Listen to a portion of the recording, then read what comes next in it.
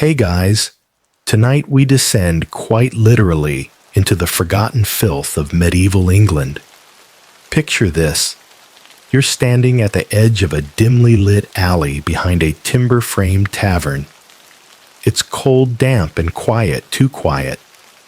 You're clutching a rusty lantern in one hand, a wooden shovel in the other, and in front of you is a hole. A deep, narrow shaft that drops into blackness. The smell hits first. Thick, wet, acrid. It clings to the back of your throat and curls into your nose like a snake made of rot. And now you step in. You're a gong farmer, one of the most unfortunate souls in medieval sanitation. Your job to crawl into cesspits under public latrines, manors, and castle garderobes and dig out years, sometimes decades of human waste. And you don't do it by day. Oh no, this is a night job. Because nobody wants to see what you do.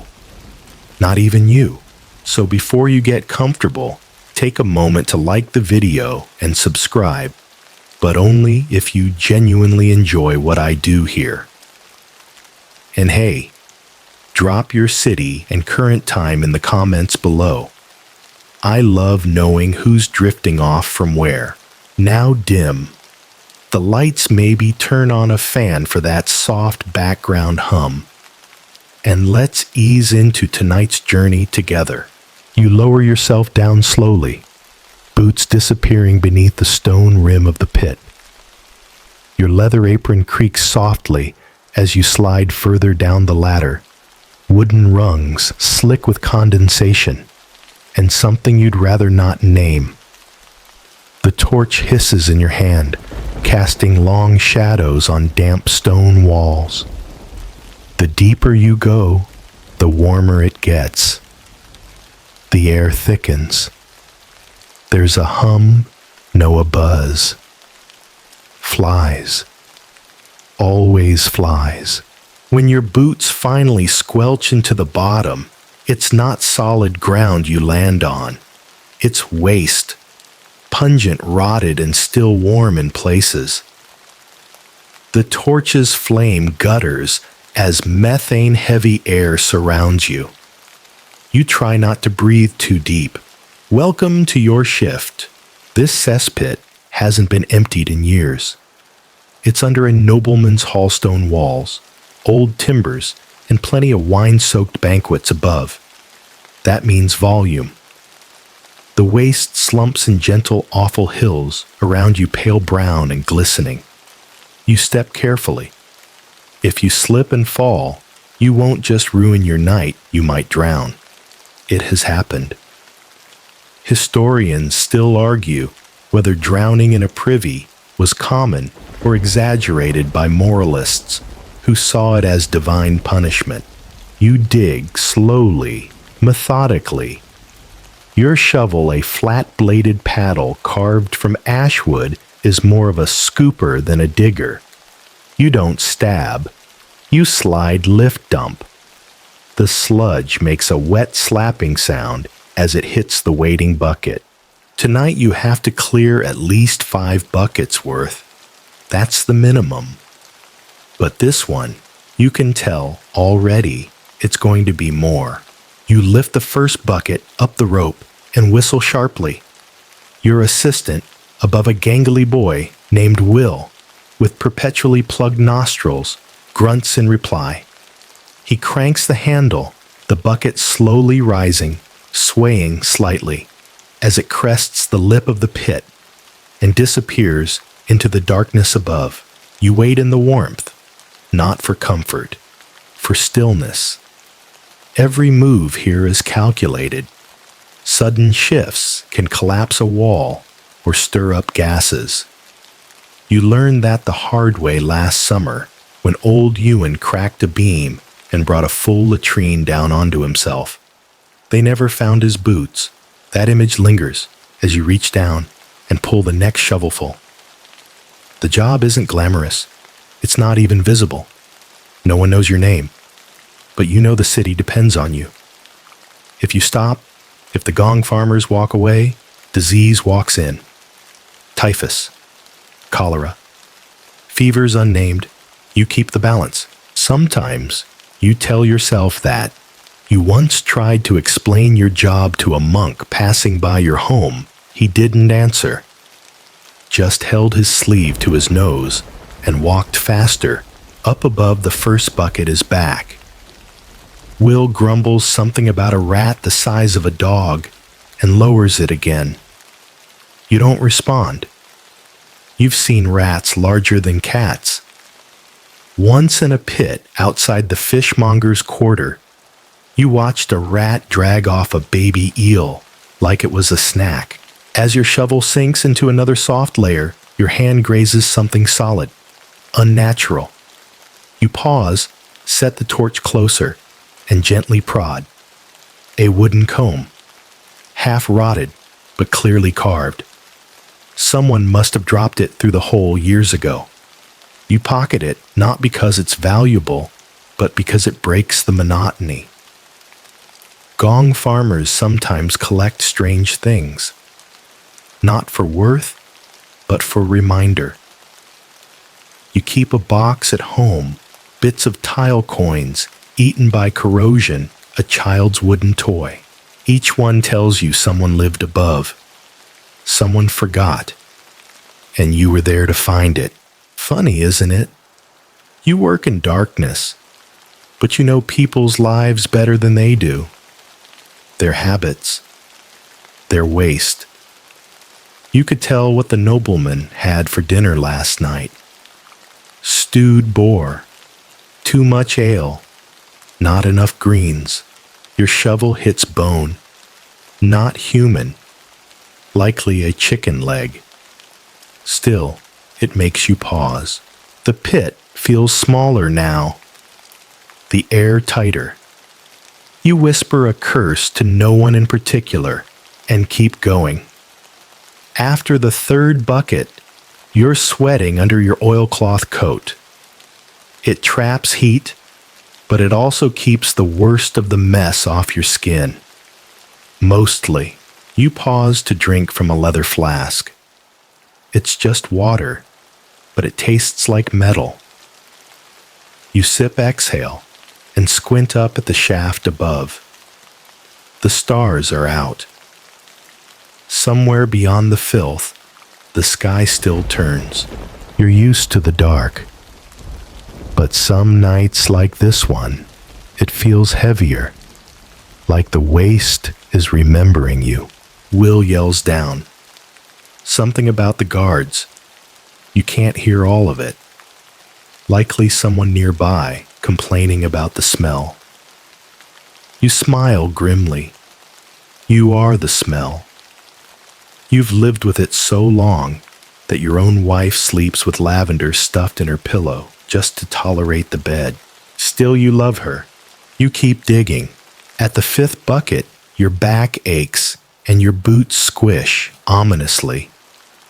You'll need to scrub them in the morning with lye. Or maybe just burn them. You'd think you'd get used to it by now, but no. Every pit is different. Every stink has its own personality. The wind shifts above the moon, slides behind clouds, and the air turns colder. But down here it's always warm, moist, alive. You finish the sixth bucket more out of spite than schedule. Will's humming something off-key, the kind of tune only someone not standing in waste could sing. Your torch flickers. You light a second one.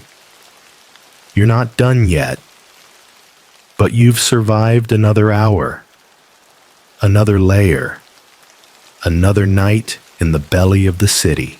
And tomorrow, you'll do it again. Because someone has to. You tug the rope twice. Will groans, hoists the bucket, and you hear the squeak of pulleys grinding against wood far above.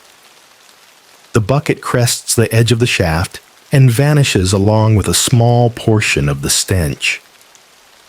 Not that it helps. Down here, the air doesn't refresh, it stews. You lean your weight against your shovel for a moment. The walls are damp stone, flecked with mold, and long trails of old residue. The torch hisses beside you, licking light across the rippling mound of waste. You've only just begun. You shift your shoulder and reach for your satchel. Yes, gong farmers carry satchels, not for sandwiches, for tools. Because despite what everyone above assumes, your job isn't just dig and dump. It's survival. First, your gloves, leather thick and waxed, not for grip, but for barrier. The slurry seeps into everything eventually, but gloves buy you time. Next, your shovel flat-bladed, made of ash wood, sanded smooth, curved slightly to scoop without slicing, since jabbing is dangerous in a pit where you can't see what you're stepping on. You carry a hook, 2 iron, with a wooden handle. It's for dislodging solid matter stuck along the walls or embedded deep in the older layers. Think of it like archaeology, but the relics aren't on display in a museum. They're sent downstream, if not burned. Then there's your oilcloth leggings tied just below the knee. A luxury, really. Most gong farmers don't have them. Yours were stitched from discarded sails scavenged from the docks. They trap heat and smell, but without them, you'd have sores on your thighs before the week was out. Lastly, your lantern, a squat tin box with a horn glass window and a stubby tallow candle inside. You bring 2 backups. Cesspits are pitch black, and without light, you're not just blind. You're bait for collapse, for drowning, or worse. Oh, and your nose cloth, a rag soaked in vinegar, or mint stuffed under your nostrils. It doesn't work, but it gives you something to believe in. Some nights like tonight, you question if any of it's worth it. You shift, and a glug of something warm brushes against your shin. You swallow a curse. There's a kind of rhythm to the work. You dig, you scoop, you lift, you wait. Time slows, not like a clock slowing, but like your body losing track entirely. Minutes blur into movements. You lose awareness of your arms. Only the next scoop exists. 1 bucket, 2, 3. There's a saying among gong farmers. If it doesn't squelch, it's plotting. You never really understand what that means until you hit something silent in the muck. A mass, a mound, a stillness. You prod gently. Sometimes it's stone, sometimes it's waste compacted into near fossil. But once in the northern quarter, it was a pig's skull. Still had a tag on its ear. You remember that night because your shovel cracked against the bone with a hollow thunk, and the sound echoed strangely. The pit was unusually deep, and someone had carved letters into the stone wall down there. You never told anyone what it said. Some things are better left in the dark. A flicker of the torch snaps you back to the present. You adjust the wick and move closer to the far wall. This section hasn't been cleaned in decades. A dry crust clings to the stone, curling upward like dead bark. You chip it gently. Underneath, fresher sludge. Always more. Historians still debate whether cesspits were deliberately left to mature or whether neglect just built up over generations. Either way, you're the answer. You scrape carefully, exposing layers of history. Some gong farmers keep journals, secret ones. No one wants to read them, of course. But they record what was found: lost jewelry buttons, carved bits of bone, and once a child's shoe. Yours is tucked away at home, scrawled on rough parchment, charcoal markings fading. You wrote about the time you found an iron ring with initials carved on the inside. A noble seal. You handed it in to the steward. He told you to leave through the back. You did. You always do. There's a story you heard once, maybe from Will. Maybe from old Ewan, back when he still had teeth. A gong farmer in York found a full purse in a pit behind a tavern. Gold florins. He bought a cloak. Moved houses. Within a week, he was dead. Fever. They said it was the pit cursing him for stealing from the past. You don't believe in curses, but you've never taken anything worth more than a story. You glance upward. The stars have shifted slightly. It must be near 2 bells past midnight. Still plenty of time before dawn and the curfew fines. You're not supposed to be out past sunrise. That's the law. Not for your safety, for theirs. If a lady glimpses a gong farmer in daylight, she might faint. Or worse, gossip. You adjust your apron and move deeper into the pit. The ground slopes toward a narrow tunnel, probably a runoff chute. You're not meant to go that far. But this section's clogged, and if it backs up again, the whole street could flood with what you're standing in. You duck, crouch, and slither. The air thickens. You feel it settle in your lungs like warm porridge. Ahead, a lump blocks the tunnel. You reach forward with the hook tug once, twice. It shifts, then collapses. A surge of half-rotted matter slides over your boots, nearly knocking you backwards. You plant the shovel like a staff and steady yourself. The smell is indescribable. Even the torch recoils. But the channel is clear now. Flow restored. Back in the main chamber, Will shouts something unintelligible, probably about finishing soon. He never liked waiting. You nod to no one and prepare the final bucket. The layers have thinned. You've scraped down to the oldest strata, dark, dry, crumbly. This stuff is almost safe. Almost. Some say the best fertilizer comes from this layer. Nobles call it night soil. You call it last year's sins. You finish the work slowly. No rush. Gong farming isn't about speed. It's about endurance, precision, knowing when a wall is ready to cave, knowing when a pit is lying to you. You learn that over years, or not at all. You reach up, tie the rope to the last bucket, and give 3 sharp tugs. Done. Will haul it, seal the shaft, and toss chalk on the alley wall to mark it. Cleared 3rd bell.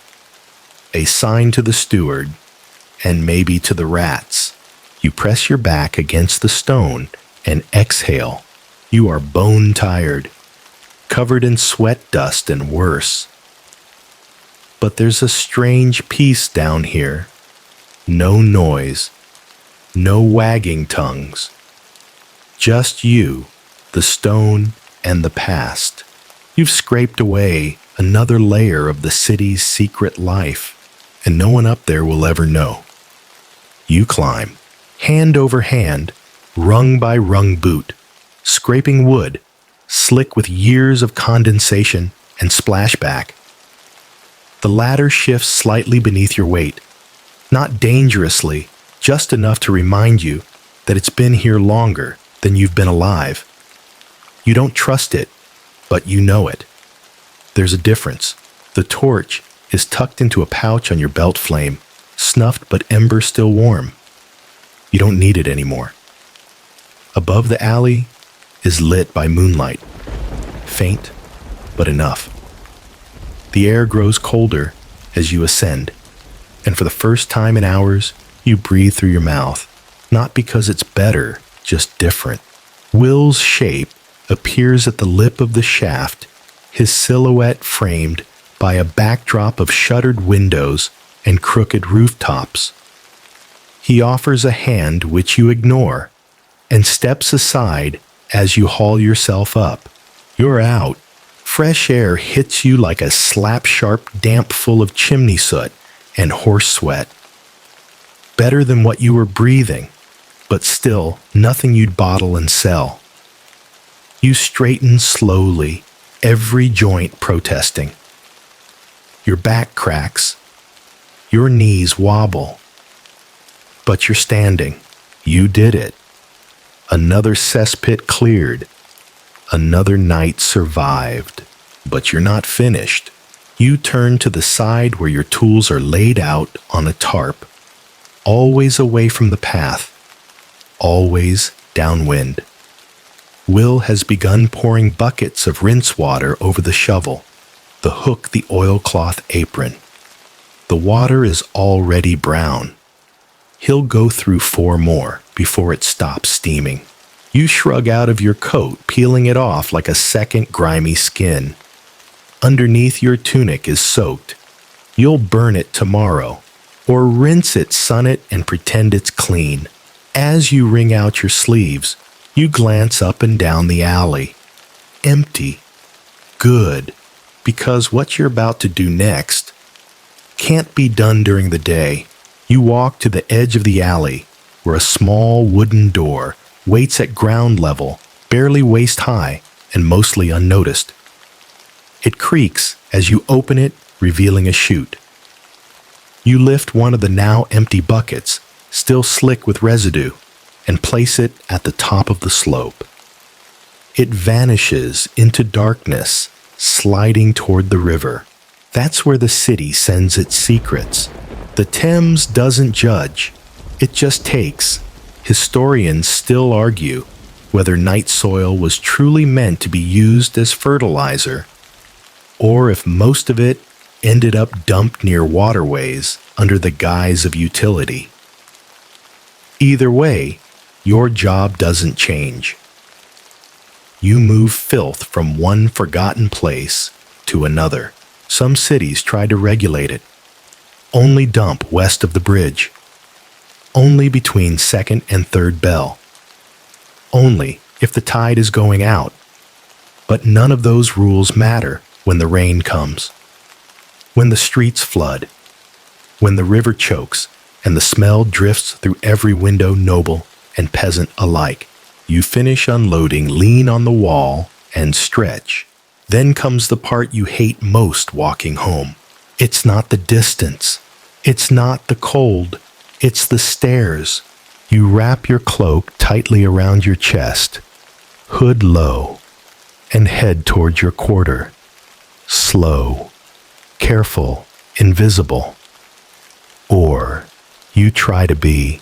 You pass a butcher hosing down his stall. He doesn't look up. Good, but around the corner, a baker's boy delivering flour freezes when he sees you. His nose scrunches. His head tilts. Then he whispers to the sack over his shoulder, "Dung devil, you keep walking. It's not new. You've heard worse." Gong sniff bucket face pit ghost. Kids come up with names like it's a game, but they learn them from somewhere. From parents. From the market women who make the sign of the cross when you pass. From the nobles who complain that their chamber pots are taking too long to be cleared, but would rather die than know who clears them. You reach your door. It's small, made of driftwood, patched in 3 places, and creaks no matter how you open it. You enter sideways, careful not to bring your shadow in too far. The entryway is tiled with stone, easy to scrub. A basin waits beside the threshold. You scrub your hands first, then your face, then your boots, then the basin. Your wife doesn't greet you. She never does until the second scrub. You change in the outer room. Tunic off, undershirt peeled away. Everything goes into a sack. You tie it shut with twine and leave it outside the back window. It'll be soaked tomorrow in ash water, or burned, depending on how it smells. You enter the main room. She's there, seated near the hearth, mending a sock candle burning low. She doesn't speak, just hands you a bowl of broth and keeps sewing. You sit, slowly, breathe, try not to slurp.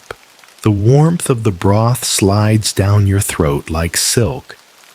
Simple. Onion parsnip bone. You've had better, but not often. She finishes the sock, sets it aside, then finally looks at you. You're late, she says. You nod. The pit was worse than expected. She doesn't ask details. She never does. She lived 1 week with you in a house above a privy shaft. That was enough. You finish your meal, rinse the bowl, and step outside one more time to rinse your boots again. Habit. Then back inside. You lie on the mat beside the hearth. She joins you later when your hair is dried. No words, just warmth.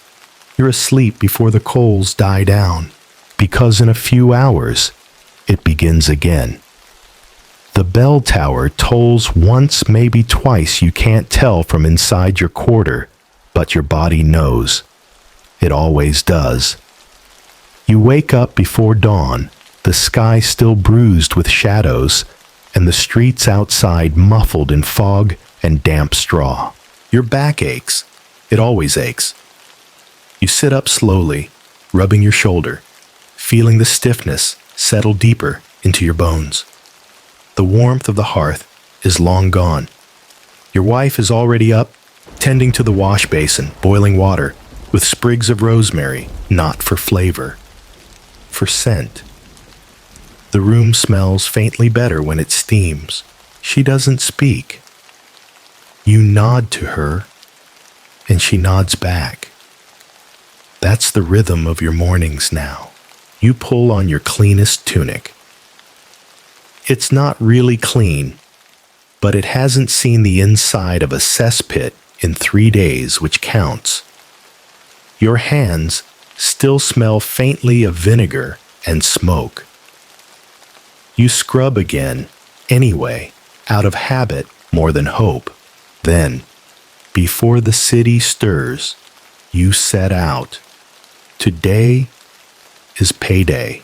You take the long way through the alleys, avoiding market squares and public fountains. You don't want to see faces, and they don't want to see you.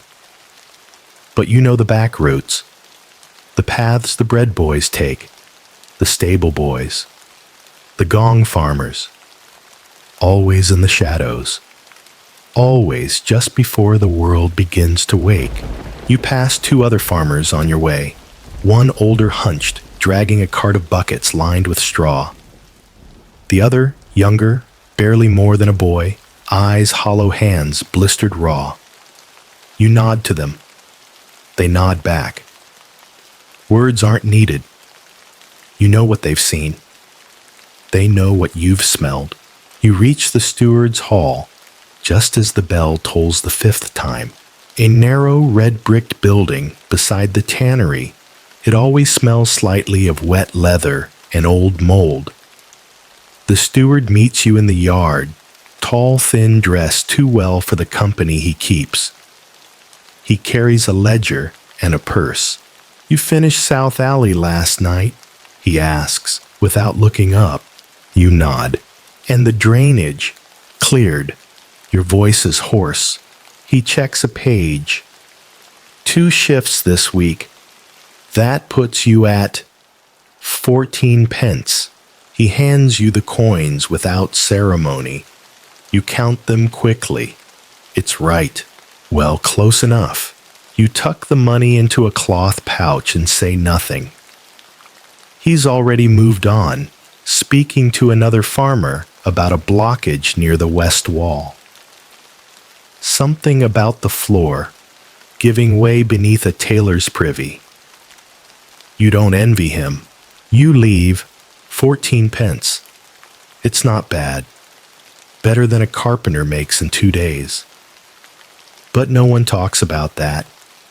They talk about the smell. Always the smell. The irony. You make more than most laborers, but can't sit beside them in a tavern. They'll shift away, cover their tankards, talk louder to drown you out, as if shame were something that could be yelled over. You walk past a bakery not quite open yet. Warmth drifts from the chimney, yeast and ash and rising crust. You hesitate, glance at your pouch, then keep walking. Maybe later. You need to clean. The bathhouse opens at first bell. You head there paying 2 pence for a small tub in the back corner. The water's warm. Smells faintly of lavender and wood ash. You scrub hard fingernails blackening the water. The man beside you, a fishmonger, by the look of his arm, says nothing. But he glances at your hands, at your boots, then away. You're used to that. You rinse, dry, leave. It's nearly full morning now. The streets begin to fill fruit vendors, hauling carts, servants fetching water butchers, sweeping bone chips into the gutters. You avoid eye contact. Always. There's a little market near your quarter where the sellers know not to ask questions. You buy bread, a wedge of hard cheese, and 2 apples. One bruised, one fine. The bruised one is for you. You head home. At the door, your wife greets you with a nod and a cloth. She wipes your hands before you enter a gain habit. Again, never quite enough. You hand her the apple. She doesn't smile, but her eyes soften. Then you eat, together, in silence. Afterward, you nap. Only a little. Because tonight, there's another pit. This one under the guild hall. You've been warned it hasn't been emptied in 15 years. You sharpen your shovel slowly, with a whetstone worn nearly to a nub. Every stroke echoes across the table. Your wife knits. The fire crackles faintly. You think about the guild hall, big, old, built over a stone vault with no easy access. You'll need to use the rope harness. Lower yourself in, bucket by bucket. It could take 2 nights, maybe 3. You sigh. She looks up. You don't have to do them all, she says. You snort not unkindly. Who else will? She doesn't answer, but you know she agrees. Gong farmers are few. Not because it doesn't pay, but because no one lasts long. The stench, the shame, the silence. It breaks people. Quietly, you remember a boy named Tibbs. Strong, proud, thought he'd save for a cart, and open his own team. Lasted 2 weeks. After the second pit, he drank for 4 days and vanished. No one's seen him since. You wonder sometimes where he went. If he tells people what he did, if he lies, if he remembers the bucket that broke on his last night and spilled across his boots. You sigh again, adjust the edge of your blade, and tuck it into your satchel. The sun lowers. You kiss your wife's forehead and head to the door. She doesn't say goodbye, just nods. That's enough. The city is waiting. So is the filth. You step into the street, just as twilight begins to melt into a deeper gray. The kind of hour when shop shutters creak, close, the clink of coins fades, and even the stray cats grow quiet. A chill rides the fog curling in from the river. It clings to your sleeves, seeps into your boots, and whispers time to work. No one calls out your name. No one waves. That's expected. You make your way across the uneven cobbles of the lower district, each step familiar, each alley mapped in your bones. You know where the lanterns never reach, which gutters flood first in a storm, which back walls leak more than water. Because while others see the city from rooftops or windows, you know it from the underbelly. You turn onto Merchant's Row. Once the sun has dipped far enough that no one will recognize your silhouette. The guild hall stands at the end, proud and angular, its roofline sharp against the sky, like the spine of some stone beast. The people who walk through its doors by day wear brocade and velvet. At night, they leave their wastes behind for you. Funny, isn't it? You glance around. No guards tonight. Good. Sometimes they joke. Sometimes they ask questions. Sometimes they just stand there and gag dramatically. You'd laugh if you hadn't already heard every variation. You slip around back.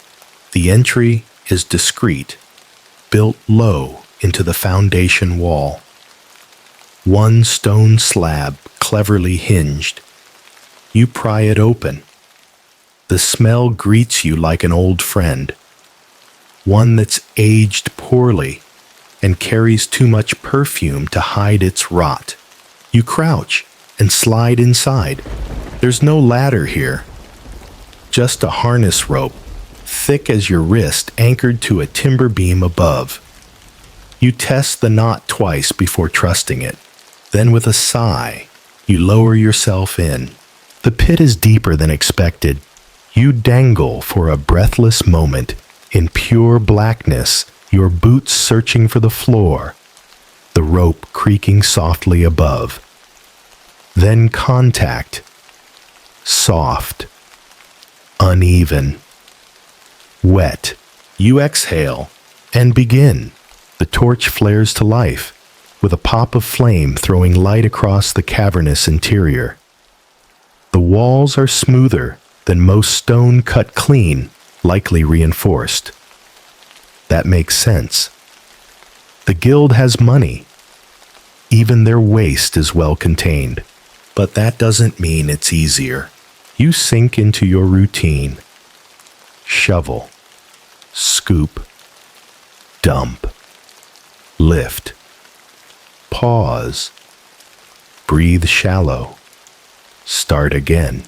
You lose track of time quickly. Maybe that's on purpose. The air is still. Thick. You swear you can hear it pulse sometimes. You remember an old gong farmer's saying, "The deeper the wall, the richer the stink." This one, rich beyond words. You chip at the walls, layer by layer. Some of it flakes away, like stale bread. Some clings like regret. In the fourth bucket, you find a bone comb. Carved, ivory inlay. Someone dropped it once. Probably a clerk fumbling in haste. You wipe it, study it under the flickering light, then tuck it into your satchel. Not to sell, just to remember. These things, they're pieces of the city's discarded self. By the seventh bucket, your arms are trembling. You pause, pressing your forehead against the cool stone. You wonder if the men who dine above know what's beneath them. If they understand that each toast is echoed by your shovel scraping their refuse. Historians still debate whether guild halls employed their own gong farmers or hired freelance crews on contract. Some records suggest permanent teams. Others hint at bribery favoritism, even backroom deals between waste crews and city stewards. But down here, it doesn't matter. Work is work. Pit is pit. You rise again, slowly. Your shoulder protests. Your knee cracks. You ignore both. This is your job. Your city needs it done. Even if it won't thank you. Above the rope shifts. Will's silhouette blots out the torchlight briefly. He lowers another empty bucket. You nod and fill it methodically. This is your rhythm. This is the beat your life has chosen. And yet there are moments, small ones, where something cracks through, like now. Your shovel catches on something unexpected. You probe, gently expecting bone or wood. Instead, you lift a length of chain. Iron, thin but strong, attached to a locket. You blink. You know better than to ask how it got here. You know that the reasons things fall into pits range from the accidental to the unspeakable. But this, you clean the locket gently with your sleeve. It clicks open with a soft creak. Inside a miniature portrait. Watercolor. A woman. Pale, smiling faintly. Too fine for a servant's trinket. You close it, tuck it away, not because it's valuable, but because it was meant to be remembered. The 10th bucket sloshes more than you'd like. You brace your feet. The pit is more unstable than you realized, soft beneath the crust. You feel a slow give with every step. You move to the side, starting a new path. Carefully, you dig, scoop, lift, repeat. You hear a noise above Will grunting, probably slipping on the pulley handle again. He's clumsy, but loyal. Most boys would have quit by now. He's lasted 4 weeks. A record. You think briefly about inviting him to live in the quarter beside yours. Safer. Closer. But that decision isn't yours alone. Your wife doesn't like bringing work home. Your hand scrapes stone. You pause. Clear a patch of the wall. There, an etching. Someone carved initials into the stone IG. Neatly. Carefully. Possibly while squatting. You laugh. Softly. Almost fondly. People are strange. Even at their worst moments, they leave their names behind. You finish the 12th bucket and sit down, well as close to sitting as one can in a waist-high swamp of rot. You lean back. Let your arms go limp. You stare up at the faint circle of sky above. A single star peeks through. You wonder if the city above feels your absence. If anyone walks these streets and imagines even for a second what lies beneath, you hope not. Let them sleep. Let them dream of silk and bread and lanterns glowing in tavern windows. You'll be here, cleaning what they don't see so they never have to. The stone beneath you shifts, not a collapse. Not yet. Just a subtle groan, a breath from the pit's oldest layers, deep and sluggish, like something half awake and irritable. You freeze, one hand gripping your shovel, the other hovering near the torch. Your body goes still in that practiced way, trained over years. When the pit murmurs, you listen, because you've heard stories, not tavern tales, but whispered warnings passed from farmer to farmer about pits that sink slow and deliberate, taking tools and boots and bodies without a sound. About chambers sealed for too long, swelling with gases until a single spark turns the darkness to flame. You exhale through your nose, shallow and slow. The smell is worse when you panic. You know this, so you don't panic. Instead, you shift your weight to your left foot, find firmer footing, and tap the stone wall with the flat of your shovel. It sounds dull, damp, but not hollow. You can keep working for now. So you do. The next bucket fills slower. Your arms are tired. Your fingers stiffen around the handle like they're reluctant to let go. You stretch each one by one, and roll your neck until it pops. Small reliefs. That's how you survive this work, not with brute strength, but with patience, small victories, and a detailed understanding of your own limits. You think of your boots, of how they squelch slightly with each step. You'll need to repack the soles tomorrow. Another expense. You'll trade for new straw padding from the thatcher's apprentice. He doesn't mind bartering, so long as you don't talk too much about what you do. He once asked over a basket of nails if it really smells as bad as people say. You told him no. Because really, what's the point of explaining? You'd need a poet, not a shovel, to describe it properly. Tonight's pit under the guild hall isn't just deeper. It's richer. You can smell the meals from months ago, goose fat, cloves wine. You can smell illness, desperation, the passing of lives more gilded than yours, now equalized in this basin of decay. And you can smell fear. Yes, that's something you've come to recognize. Not your fear. Theirs. The people above. Because as much as they pretend you don't exist, they need you to. Without you, their walls would crumble. Their streets would flood. Their refined lives would be ankle-deep in their own past. You are their silent servant, their invisible labor. And the only thing more frightening than your presence is your absence. They don't fear your face. They fear the idea that the filth might rise.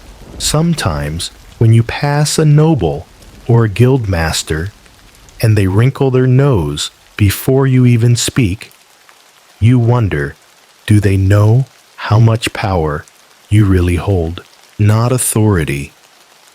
Not the kind written in scrolls and sealed with wax, but knowledge. Access. The places you see and smell. The secrets buried in their waste. You once found a box, locked. Wood rotted soft around a metal clasp. Deep in a pit behind a merchant's villa. You pried it open with a chisel.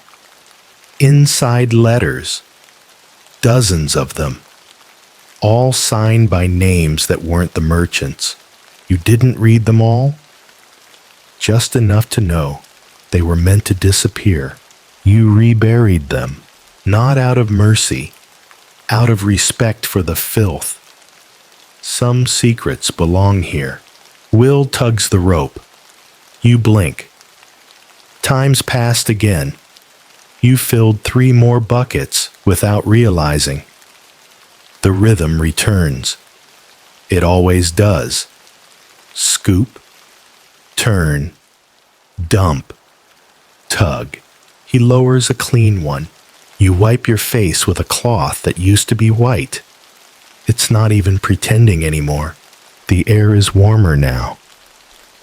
The pit seems to exhale. You don't trust that.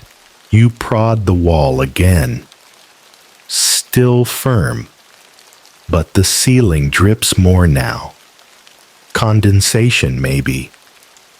Or seepage. Either way, it's a sign. You shift locations. Move to the opposite corner, where the waste is thicker, less disturbed. You work there. Slower. Safer. And as you dig, your mind wanders, not to escape. No one escapes this job, but to pass the time. You think about the festival last month. How your wife baked a loaf of spiced bread and didn't tell anyone it came from your money. How your daughter danced near the edge of the square, half hidden behind the ribbon cart, pretending not to watch the other children. She doesn't tell people what her father does, not out of shame, but because it makes them uncomfortable. She's kind like that. The 12th bucket clinks against something metallic. You pause, torch closer. It's a spoon, gilded, bent at the neck. The kind servants aren't allowed to lose. You wonder if someone got whipped for this. You place it in the pouch, add it to the collection. You feel the shift again beneath your boots. This time it's not imagined. The floor gives slightly. Not a sinkhole. Not yet. But enough for you to stop. Kneel. Press your palm against the surface. Soft. Too soft. You back away, careful not to stir more weight. The pit has limits. You've reached them. You tie the last bucket. Signal twice. Will hauls. You check your count. 16 tonight. Not bad. Not great. Enough. You reach for the rope and pause. You turn back one last look at the cavern you just cleared.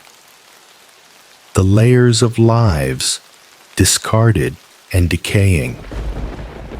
The scent of strangers. The silence that holds more stories than the city's finest halls.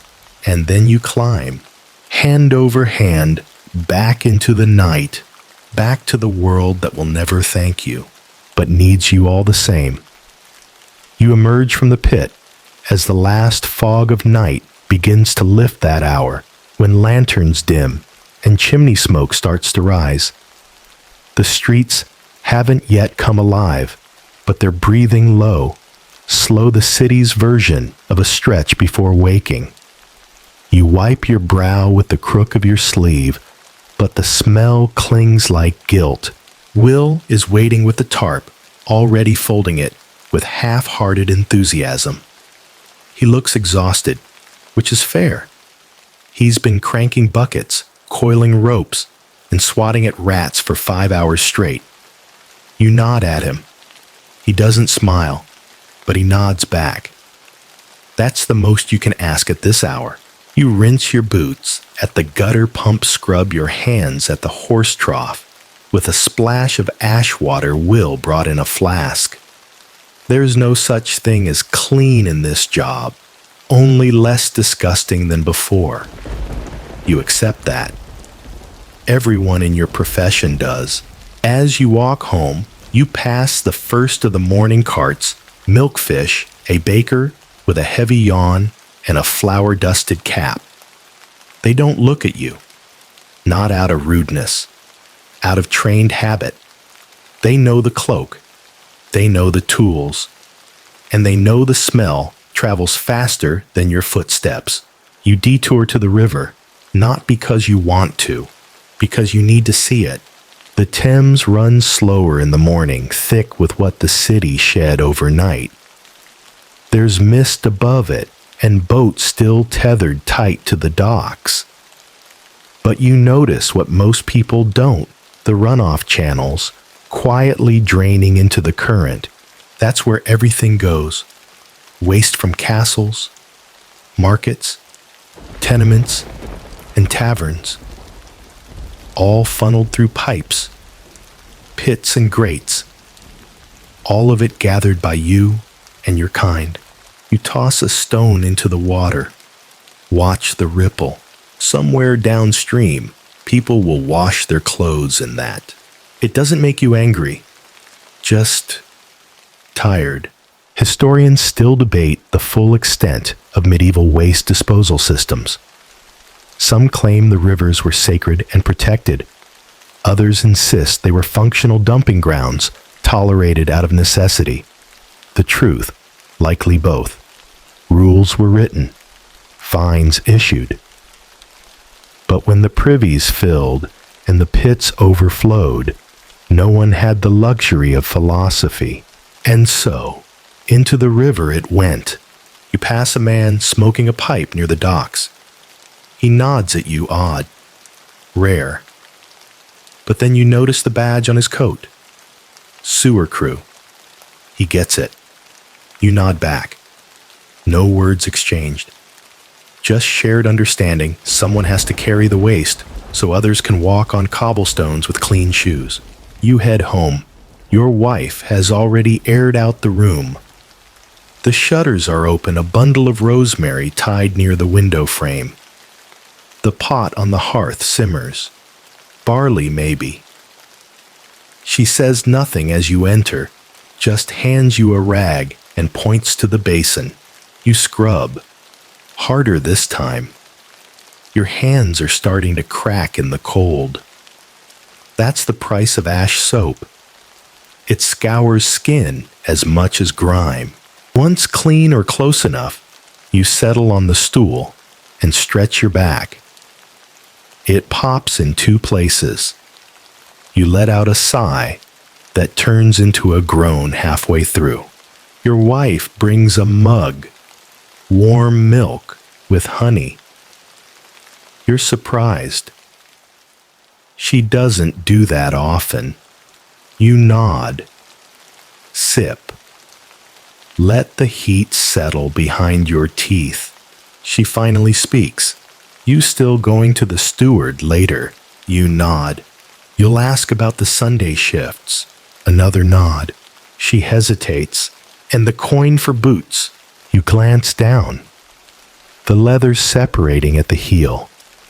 You are going to patch it. Again. But yes, new ones would be better. Safer. I'll ask. She nods. Back to stirring the pot. Your daughter enters next. Rubbing her eyes. Hair sticking out in 3 directions. She sees you and pauses. You freeze for a moment, unsure of how close she'll come. But she crosses the room, hugs your leg, then scrunches her nose. You stink. You laugh. Loudly, working on it. She doesn't let go. You tousle her hair and murmur something about breakfast. She nods against your tunic and sits cross-legged by the hearth waiting. That moment, small, silent, familiar, is enough to carry you through another pit, because it's not about glory or thanks or even survival. It's about them. The people who wait for you when you climb out. You finish your drink, wipe your mouth, and lace up your boots. You're heading to the steward's office next. Not to beg, not even to argue, just to remind them that without you, this city smells itself into chaos. But before that, a walk to the edge of the bridge, just for a moment. You like to watch the water carry it all away. It helps. The bridge groans beneath the weight of mourning. Merchants trundle carts across the stones, laden with salted fish turnips and cloth bales. Apprentices hustle with satchels bouncing against their backs. Children scurry with barefoot urgency, chasing cats or coins. Life returns to the city full of sounds that bounce off weather-worn walls. Hoofbeats, laughter, a seller calling out fresh eels, like it's the greatest joy in the world. You lean against the parapet halfway across the span and look down at the water. It's not beautiful. Not really. The Thames runs sluggish, silted, and thick, with more than just mud.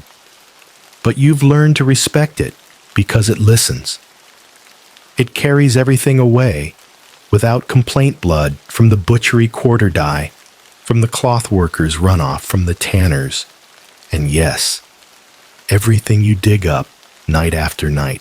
A gull lands nearby, blinking at you with beady indifference. You nod at it. It doesn't nod back. You watch a basket tumble from a boat as it jostles for space at the dock. It bobs once, then sinks contents, spilling into the current. No one notices. Not really. Because the river takes things. That's what it does. You stay there longer than you should, but not too long. There's still business to attend to. The steward's hall is quieter by day, less clatter, less shouting. You step through the main door, hood down posture even. You carry yourself carefully here. Not proud, not submissive, just present. The steward is seated at a long table, papers spread before him, like a battlefield of ink and wax. Back again, he mutters without looking up. You don't take offense. You rarely do anymore. Need a word. He gestures barely. You sit across from him. Not on the good bench. On the stool reserved for the unpleasant class. I need boots. He finally looks up, blinks. Didn't I just... You shake your head. Worn through. Guild pit was deeper than you said. He mutters something about budgets, about overages, about the price of leather rising since the last fire. You wait. Finally, he reaches into a drawer and produces a small scrap of parchment, a chit for the cobbler 2 streets down. Tell him it's for standard issue. Nothing fancy. You nod, pocket it, and the Sunday shifts. You ask. He grimaces. We're short again. 3 farmers quit last month. 1 vanished. Didn't vanish, you reply quietly. Fell into the Ratwell pit. No one closed it after. The steward stares, then looks down again. You take that as agreement. I'll take the Sundays, you add. But I want double coin for the East Block.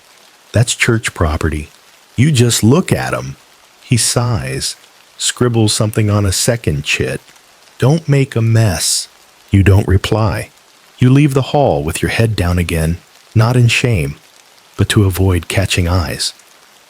People still avert their gaze, even when you're not carrying a shovel. It's instinct. Deep ingrained. Gong farmers aren't just workers. They're reminders of filth of mortality, of the thin layer of stone that separates nobility from rot. You stop by the cobbler's. He barely acknowledges you, takes the chit, and nods toward a shelf of boots in the back. Thick soles, cheap laces. You choose a pair. Try them on. Not bad. Don't wear 'em here, he mutters. You nod and carry them out. Back home, your wife is boiling linens. Your daughter is humming. The smell of soap root fills the room like a hopeful fog. You set the boots by the door. She glances at them, then at you. New, you nod. She doesn't ask what they cost. She knows better than anyone that most things in this life cost more than they should.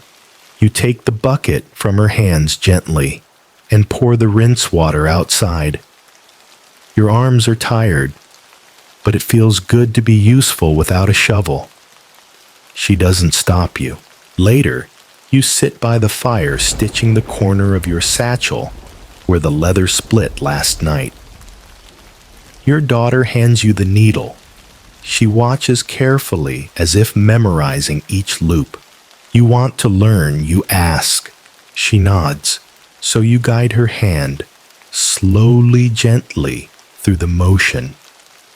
Her brow furrows. Her fingers fumble. But she listens. When the patch is done, it's crooked, but it holds. She grins quietly, proud. You ruffle her hair, and for a moment forget the pits entirely. Until your wife speaks. There's a letter. You turn. She points to the table. A folded scrap. Wax seal. From the steward's office. You open it. It's a request for tomorrow night. Manor District. Emergency clearance. Blockage behind the bishop's hall. You sigh. Of course it's the bishop's. You look up. Your wife is already ladling soup. Your daughter is trying to sneak a crust of bread before it cools. The fire crackles like it always does. You fold the letter. Another pit.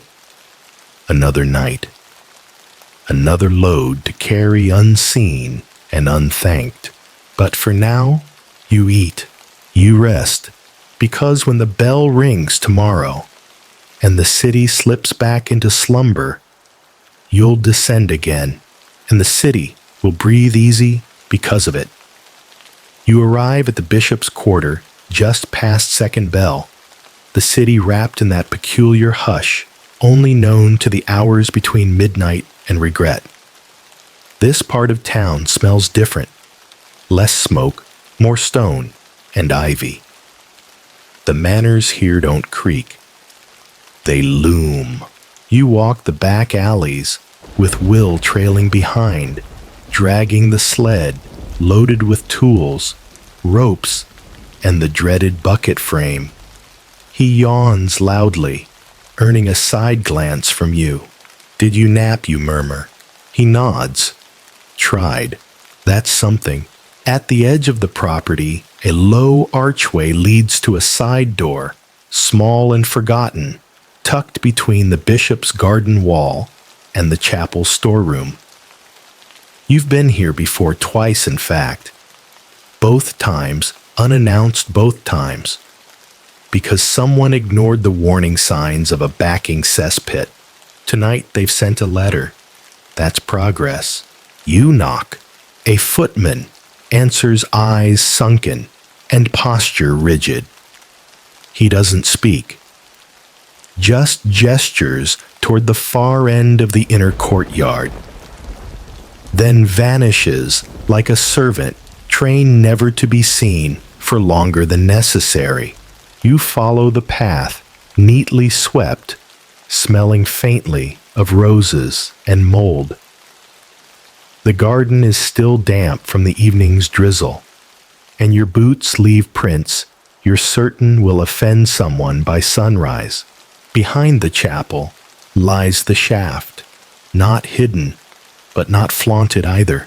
A small door set in the foundation, its hinges rusted, and its handle polished smooth by generations of reluctant fingers. You crouch. Lift. The door groans open, and there it is, the pit. You shine your lantern inside. The smell rushes out to greet you like a bishop's blessing gone wrong. It's not the worst you've seen, but it's ambitious. Someone's been pouring more than chamber pot contents down here. kitchen slop, perhaps even a few charred bones. That's a problem. You sigh. Will sets down the sled and begins laying out gear. He's quicker now, better than a few weeks ago. Less fumbling, more knowing. You slip on your apron, check your rope. Tap the handle of your shovel against the frame of the shaft, your little ritual. The city doesn't offer prayers for people like you. So you make your own. You lower yourself in. The pit is narrow at first, more a chute than a chamber. You descend slowly, shoulders brushing the walls, torch pressed ahead. The air turns from damp to oppressive, and then, with a soft squelch, you land. You breathe through your mouth. It barely helps. This pit is old. The waste stratified into layers like a cake no one wants a slice of. You probe the bottom with your boot mush. Above it, sludge. To the sides, stale crust, years in the making. And now, you begin. The first few scoops are easy. Surface muck. Loose. Surrendering. But deeper down, the resistance begins. Thicker. Heavier. More determined to stay exactly where it is. Will lowers the first bucket. You fill it. He hauls. You repeat. Scoop, load, haul. On the fourth bucket, your shovel hits something solid. You pause. Torch closer. A bowl. Ceramic. Cracked. Possibly from the bishop's own table, now exiled for some culinary sin. You chuckle. People don't think about where things go when they vanish. Broken bowl. Gone. Spoiled meat. Gone. A tunic stained with something inconvenient. Gone. But they don't vanish. Not really. They come here, to you. You dig slower, now cautious. There are bones in this one. Pig mostly. One looks human, but only a finger length. Maybe a child's. Maybe not. You don't ask questions anymore. But you remember, you found a whole skull once behind the Guild Bakery. No one filed a complaint, so you buried it deeper.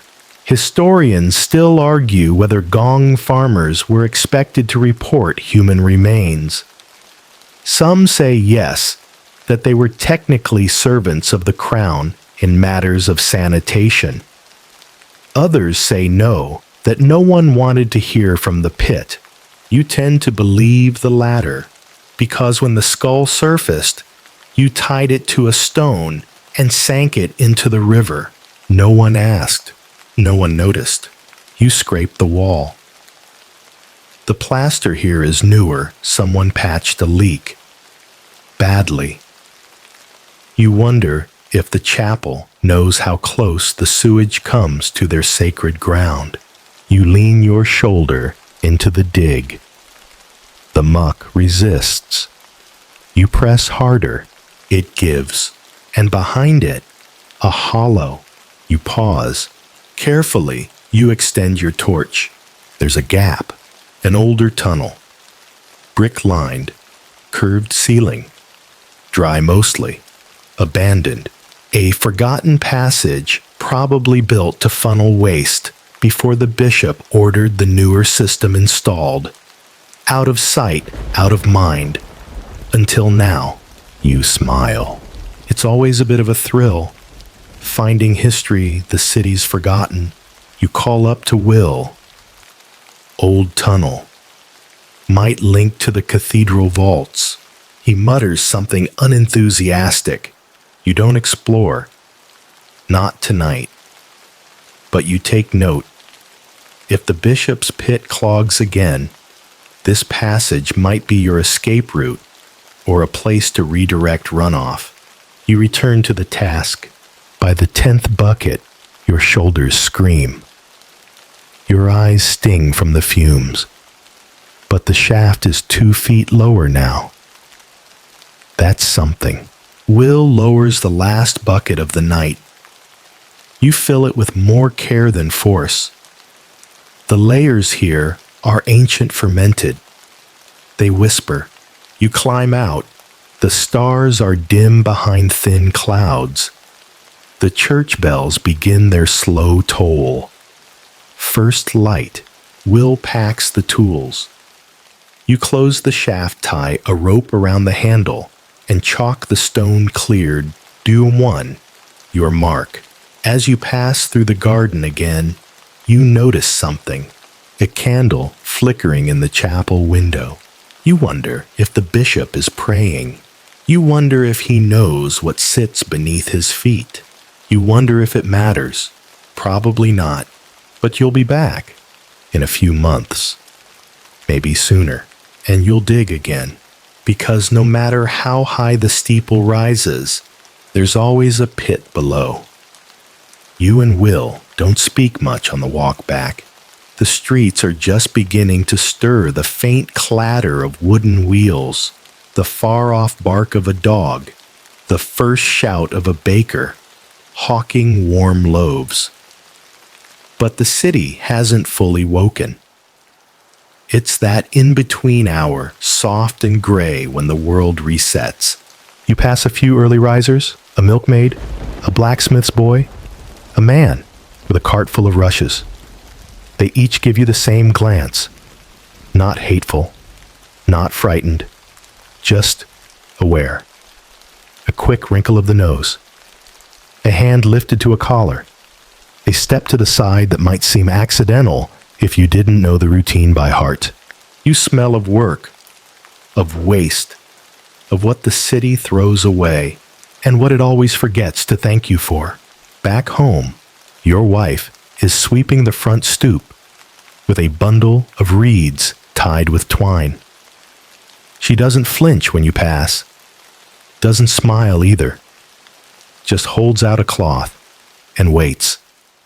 You wipe your face, your neck, the backs of your hands. You do your best. Then she lets you through. There's stew warming on the hearth. Thin, but hot. You eat in silence, stretching your legs out under the table, feeling every joint argue with you. Will collapses near the wall with a groan and is asleep. Before his head hits the rolled-up tunic he uses as a pillow, you let him rest. He's earned it. After breakfast, you do what most people wouldn't expect. You clean your tools. Not just a rinse, a real clean. You scrub the shovel with lye scrape the hook, with a copper brush oil, the leather straps of the rope harness. Not because they're precious, but because they're yours. You trust them more than the steward, more than half the church council, more than anyone who smiles too quickly. And after that, you rest too. Just for a while. But sleep doesn't come easy. Your body begs for it, sure. But your mind, it drifts. You think about the things you've seen, not just the filth, the things buried in it. Take last month, for example. You were clearing a pit beneath the spice merchant's quarter. 4 buckets in you found something odd, a carved panel. Oak, maybe. Smoothed at the edges. At first, you thought it was just decorative. But then you saw the symbols swirling lines like vines curling around a sun. You brought it home, cleaned it gently, sat with it for hours. You still don't know what it is. Maybe just scrap. Maybe something sacred. It's buried now, under your hearthstone. A quiet place. A private one. Will doesn't know. Neither does your wife, but it's yours. A secret held by the one who empties everyone else's. You remember something old Ewan said, back before the pit behind the fishmongers nearly took him. The city's belly holds more than its mouth ever speaks. He was drunk when he said it. But you believed him because it's true. There's knowledge in the waste, the objects that fall through cracks, the coins people swear they never lost, the rings slipped off during arguments, the scraps of parchment with names no one says aloud. You've found them all. Some you keep. Most you bury again. Because sometimes it's not about having the secret. It's about protecting it. Once you uncovered a book, wrapped in cloth, buried beneath 6 feet of filth in the pit behind the old healer's shop. The pages were damp but legible. Diagrams, notes, things you didn't understand. You dried it, pressed it flat, read bits here and there by firelight. Eventually, you gave it to the herbalist 3 streets over. Quiet woman, good with wounds. She said nothing when you handed it to her, just nodded, slid it under the counter. You never spoke of it again. That's how it is. You are the keeper of what's thrown away. And sometimes, that's power. Not the kind that gets you invited to feasts, but the kind that lets you sleep at night, when you can sleep, knowing you hold pieces of a world that doesn't even know you exist. Your wife nudges your shoulder. You've drifted again.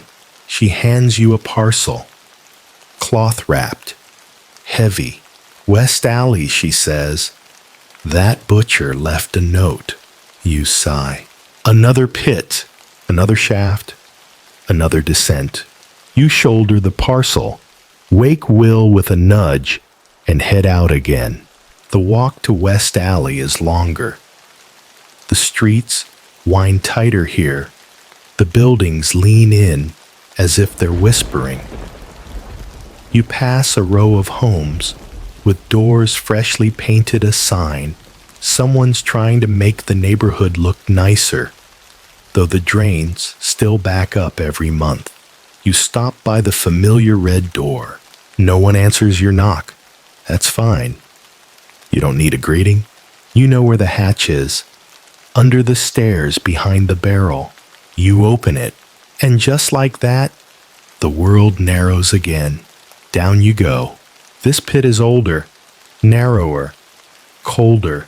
You light your torch. The shadows dance. The air is thick with mold and something older. And then you spot it half buried in the far wall. A wooden figure, small, carved, worn nearly smooth by time and damp. You dig around it gently, lift it free. It's a doll, or something like one. Its face is gone, its arms cracked, but it's been placed there carefully, like an offering. You don't know why. You don't need to.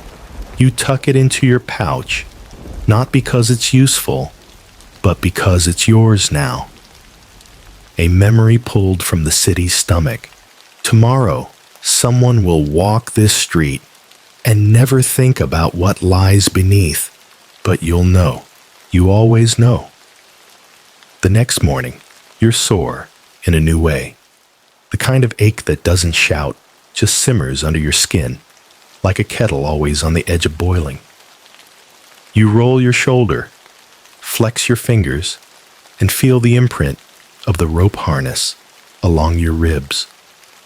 The doll you pulled from the West Alley pit sits on your workbench, now drying by the fire.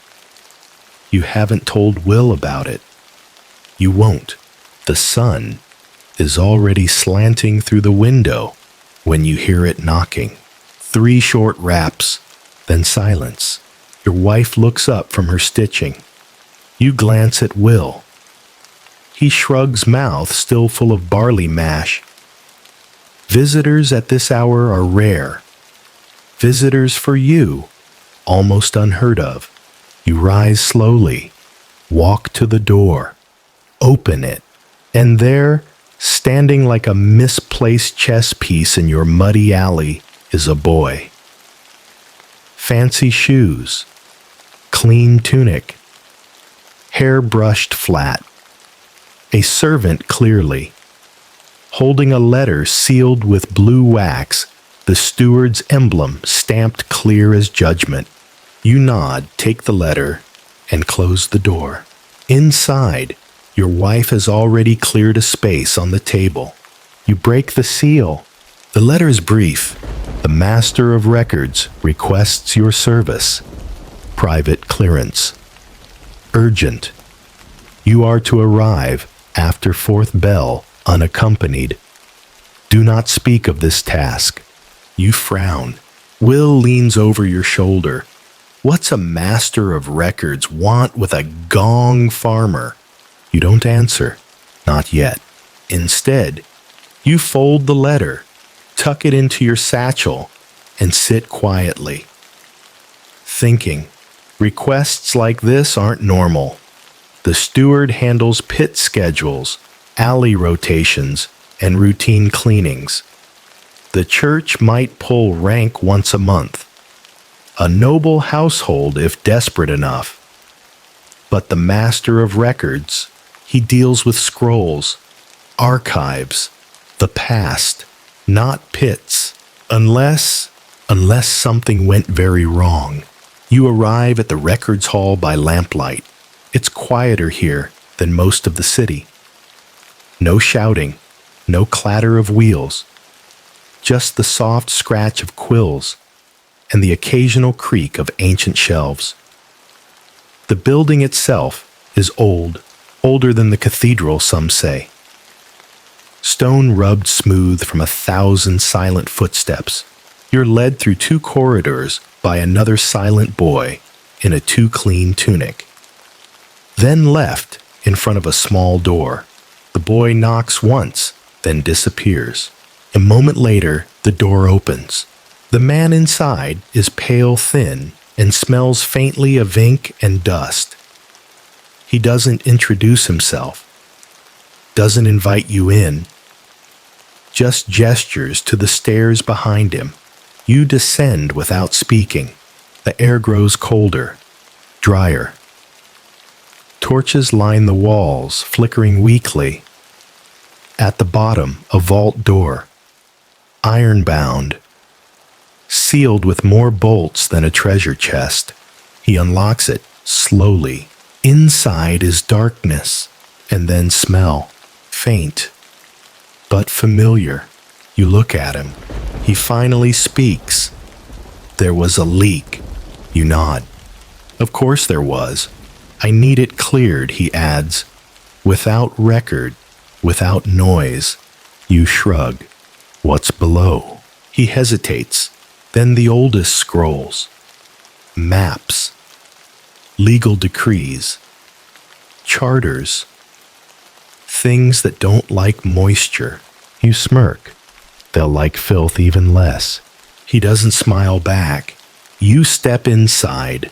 The vault smells like a pit pretending to be a library. You light your torch. The stone floor glistens slightly. Not water. Worse. You scan the edges where the liquid creeps seeping in through a crack at the far corner. Something backed up, or broke, or maybe both. You kneel. Scrape gently. The ooze is thin, oily. Not human waste, but close enough. Likely runoff from an overflow chamber pushed here by bad drainage and too much time. You follow the line to its source, a gap in the floor's edge. Someone bricked over it once. Poorly. You tap it, hollow. With a grunt, you begin to remove the bricks. They crumble faster than expected. Wet mortar. rotten stone. Behind them, a chute, narrow, dark. You lower your torch. Light flickers against slick walls, and down you go. It's not a pit in the traditional sense. More like a forgotten overflow tunnel, designed centuries ago, now clogged and backed up. Like the throat of a sick man, you crawl more than walk. The stone is damp, the air tight. But you keep going, because that's what you do. You scrape, scoop, clear. The flow shifts, water mostly, but not clean and not alone. You find cloth scraps, bone fragments, a buckle. Odd things to be hidden beneath the city's records. Odd things indeed. You clear the last of the blockage wedge of stone to redirect the runoff back into a deeper shaft nearby and crawl back the way you came. Emerging from the vault tunnel, you look around once more. The scrolls stacked high, some warped, some curled at the corners. You wonder what truths they hold. You wonder what secrets they tried to hide beneath ink, beneath wax, beneath filth. The master of records doesn't thank you. He pays in coin, not chits. Heavy silver, enough to buy 2 new shovels and a week's worth of bread. You don't ask why he wanted it done quietly. You just nod and leave. Outside, the sky is starting to darken again. The cycle continues, but your pouch is heavier, and your suspicion lingers. Because in the end, the city hides more than waste in its depths. It hides stories, and sometimes you're the only one who finds them. The silver in your pouch clinks softly as you walk each step muffled by the slow fall of evening fog. It's heavier than what the steward usually pays, and that weight tugs at more than just your hip. It pulls at your thoughts. You think of the chute behind the records hall, of the crude brickwork, of the bone fragment you found half embedded in the sludge. Human animal. You didn't take time to check. Didn't want to. Because some discoveries belong to the shadows. Will greets you with a grunt when you return home, already unpacking the tools from the sled. He raises an eyebrow when he hears the clink of silver. Steward, being generous. Not steward, you reply. Master of records. He whistles low. That fancy old man with the eyes like boiled turnips. You shrug. Didn't look at his eyes. Will doesn't push further. He knows better. Knows there are nights when silence is the only proper response. You hand your wife 2 coins. Her eyes widen a little, but she says nothing. Just folds them into a cloth pouch and tucks them under the hearthstone. You sit, stretch, eat what's warm. Then just before the first bell of night, you walk to the back stoop and pour water over your boots. A rinse, a ritual. You do it even when they look clean, because you know better. The city sticks. 3 days pass, 3 pits, one in the brewer's quarter, where someone had dumped barrels of spoiled ale into a chute, not meant to handle anything thicker than stew. You smelled it before you even dropped in sour sharp like vinegar mixed with feet. It clung to your skin for hours, one behind the fish market. You don't like those. Fish rot differently than anything else. The bones snap underfoot, the scales turn slick, and the smell lingers in your lungs like betrayal. And one unmarked, beneath a crumbling tenement. The floor gave out when you were waist deep. You dropped a bucket and nearly your knee. Will hauled you out fast, and you didn't stop shaking for an hour. You didn't tell your wife, just drank broth and stared into the fire, listening to the wood crackle like bones under pressure. You keep moving. You always do. Then one morning, there's a new problem. The steward's assistant shows up not with a job request, but a warning. Someone's been complaining. He says, shifting from foot to foot on your stoop, like a man late to a sermon. About what you ask, he frowns. About you, you raise an eyebrow. Not the work he clarifies. The stories. You say nothing. There's talk that you've been finding things. Keeping them. Not reporting. He swallows. The bishop's men asked, and someone from the city watch. Quietly, you nod slowly, not agreeing, not denying, just listening. He lowers his voice. They're watching now. That's all I'll say. Then he leaves. You sit with that for a while. What does it mean, really? You've always found things. Every gong farmer does.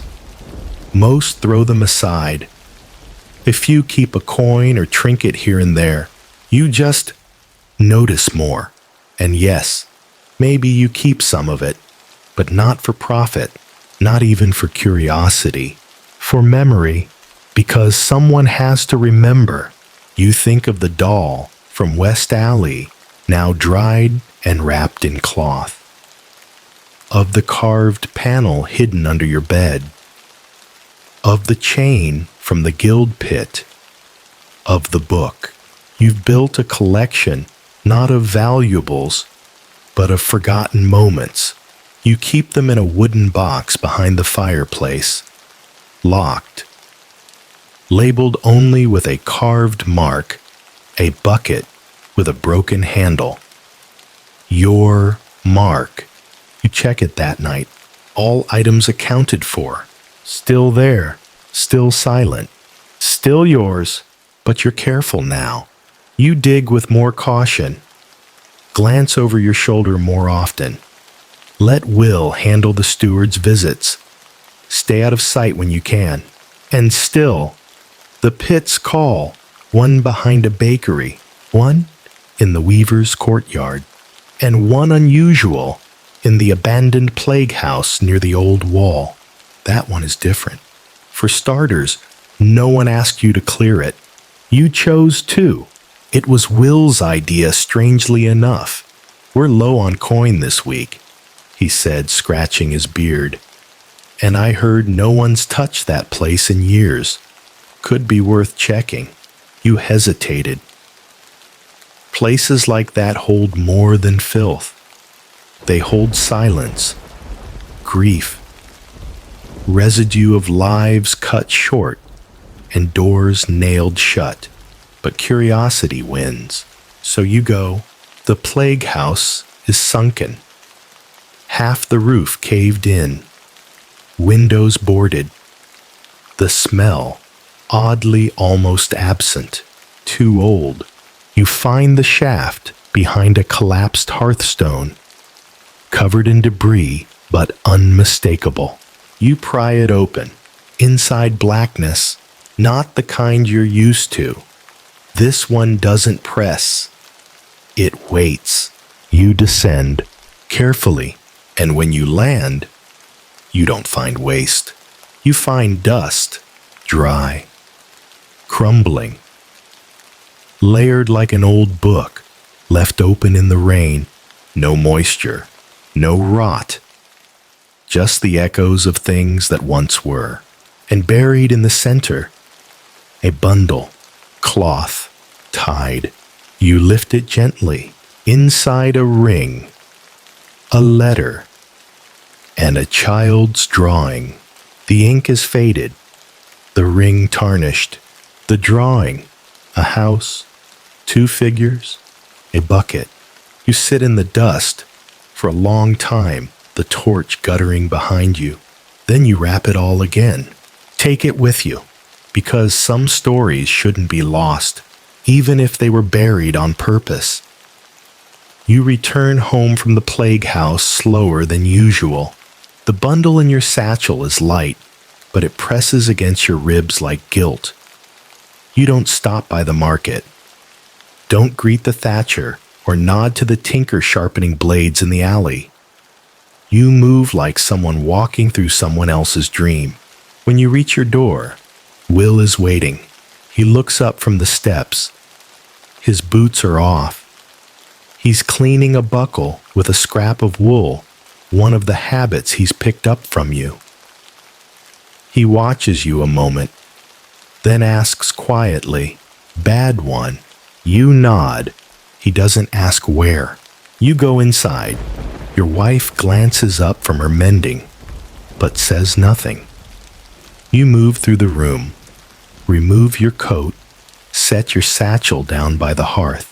Then you slide out the wooden box, the one with the broken bucket carved on the lid. You open it slowly. Inside the chain, the doll, the comb, the book, the ring from the guild, pit the panel, the wrapped figure from the tunnel behind the records hall. You add the new bundle carefully. It fits as if it had always been meant to be there. Will's voice drifts from the doorway. "What'll you do when the box is full?" You don't answer, because the truth is you don't know. The next few nights blur together. The steward assigns you a pit behind the brewer's coop, one behind a butcher's secondary kitchen, and another near the stables that turns out to be mostly hay and horse urine. A reprieve, oddly enough. Will works silently competently. You speak only when necessary. The silence between you feels heavier now, not cold, just aware. On the fourth night, something changes. You're halfway through clearing a pit behind a midwife's cottage. The job's slow, the waste thick lumpy with things best not named. You're working near the back wall when your shovel strikes wood. Not unusual. You brace. Dig. Then it moves, not shifts moves. Slides slightly, as if tugged from the other side. You freeze. Torch up. It's a box. A small one. No bigger than a loaf of bread. You pull it free. The latch is still intact, but there's no lock. You glance up. Will is at the pulley, humming something tuneless. You lift the lid. Inside a bundle of herbs, long dried. A tooth. A coin. A lock of hair tied with ribbon. And a note. You unfold it. Hands' filthy eyes narrowing against the torchlight. The handwriting is shaky. For the girl who was never born. May she sleep where others forget. Let no man carry her name upward. You exhale slowly. Close the lid. You don't keep this one. You bury it again. Deeper. Say nothing to Will. Some things are not yours to keep. Back home, you sit by the fire and rub your hands until they stop shaking. Your wife brings you broth. Your daughter hums softly from her pallet. The box remains closed tonight, but the note lingers, not its words, its weight. You've been doing this work for a long time. Long enough to know there's more buried in the city than filth. There's grief, quiet, heavy grief. The kind that doesn't shout. The kind that gets poured into pits and covered with decades of waste. The kind only you ever see. Historians still argue about the cultural meaning of waste in medieval cities. Was it simply refuse, Or did it become a space for the disposal of more than objects? Were things hidden intentionally? Were some items laid to rest with purpose? Offerings, tokens, confessions? You could answer, but no one ever asks. They think you're just a man with a shovel. The next day, the steward finds you in the alley near the candle makers. You're being reassigned, he says. You raise an eyebrow. Southward, near the bridge. You nod. Why?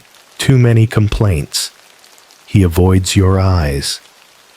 People saying you linger, that you take too long, that you look too hard.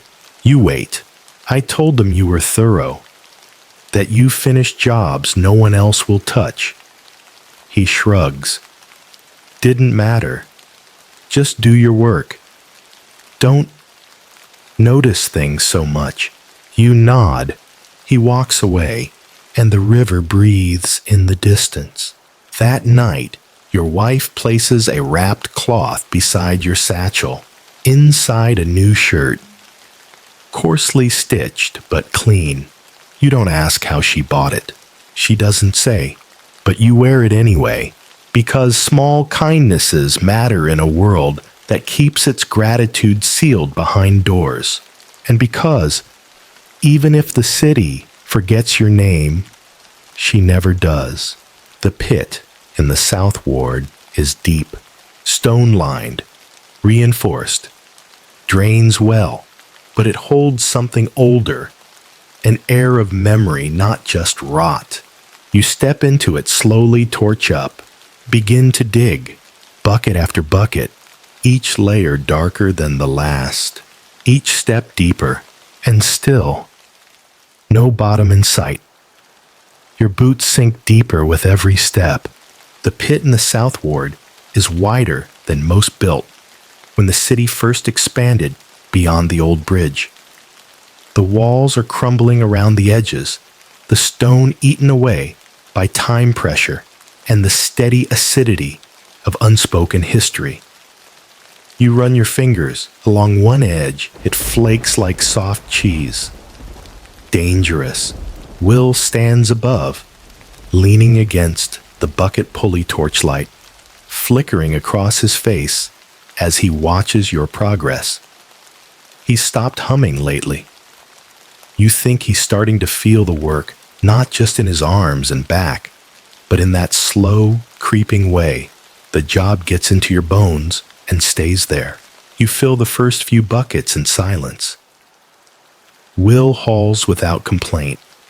The pit's contents are lighter than usual, less solid waste, more silt and runoff, mixed with what looks like soot. You frown. That's odd. After the fifth bucket, you find your answer. Charcoal. Charred bones. Burnt cloth. This pit was once a fire site. You call up this place burned down. Will peers over. Dunno. Could have been the tanner's shop before the floods. You nod and keep working. By the eighth bucket, the contents shift. Less ash. More compacted rot. You find pottery shards. A child's sandal. A broken length of chain. Familiar things. Forgotten things. Then your shovel hits something solid. Again, you crouch. Torch closer. It's a plank of wood. Stained. Heavy. With a hinge. A box. You've stopped hoping these things are empty. You ease it loose. The top is sealed with wax, melted now broken likely by pressure or time. You open it. Inside fabric. Once white, now yellowed and damp. Wrapped tightly around something cylindrical. You unwrap it carefully. It's a scroll. The parchment is curled fragile.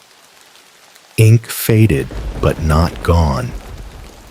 The script is formal slanted. You can read just enough.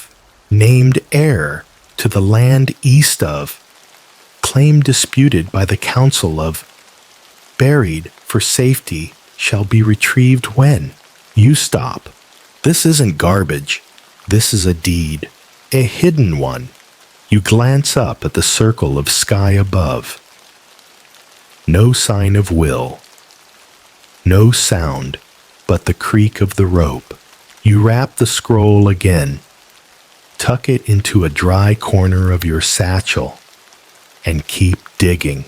Because this city hides everything, even ownership, even truth. You don't speak of it to Will, not when he hauls the next bucket, not on the walk home, not when he asks if the pit felt heavier than usual. You just nod. That night, you examine the scroll again, under firelight. The ink is smudged in places, but the crest on the seal is still visible, a fox curled around a spear. You've seen it before, on the gate near the stonemason's manor. Someone hid this. Someone tried to erase a claim. You could return it. You could ask the steward. You could even send it to the scribe's hall. But you won't, because you know what happens when truth is handed to the wrong hands. You rewrap it. Place it in your box. It fits perfectly beside the ring from the guild hall and the drawing from the plague house, another piece of the city buried. The next day, the steward sends you west. Another pit, behind a tavern. You expect the usual mead stew, slop vomit worse. Instead, you find feathers, piles of them, soft gray-white matted with old grease.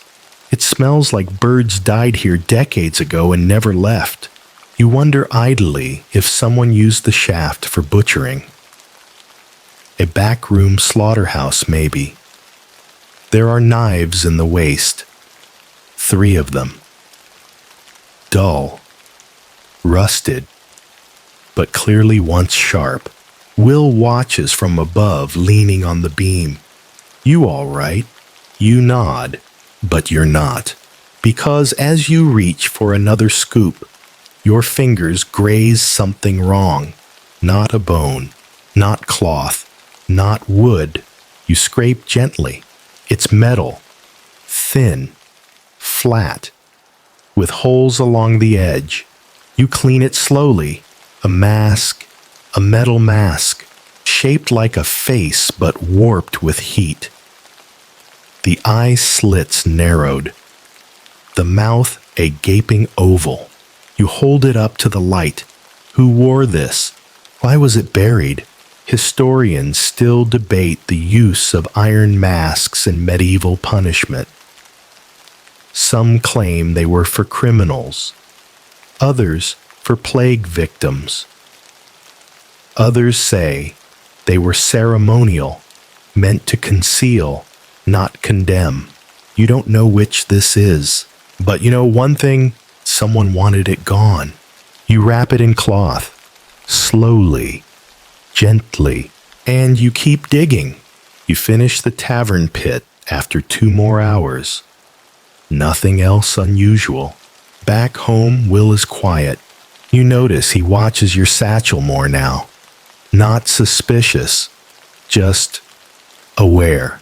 You offer him a coin for the week. Extra pay. He shakes his head. Then you ever think we're the only ones who actually know this city? You raise an eyebrow. He shrugs. Everyone else walks on it. We walk through it. You nod. And under it. He laughs. Just once. Then walks home. You sit alone by the fire that night, the mask on your knees. Its eyes do not blink, but it watches. You don't put it in the box. Not yet. You hang it by the door as a reminder that the city wears faces too, and most of them are lies. The mask by your door rusts slowly over the next week. You don't touch it. Don't clean it. But you don't move it either. It stays watching, waiting, reminding. Will asks about it once. Is it From one of the pits. You nod. He frowns, rubbing the back of his neck. Looks like something they'd use to scare children or prisoners. Probably both. He doesn't ask again. The steward sends fewer letters these days. No official reason. Just nothing urgent, he says with a shrug. But you hear the undercurrent? The city is watching.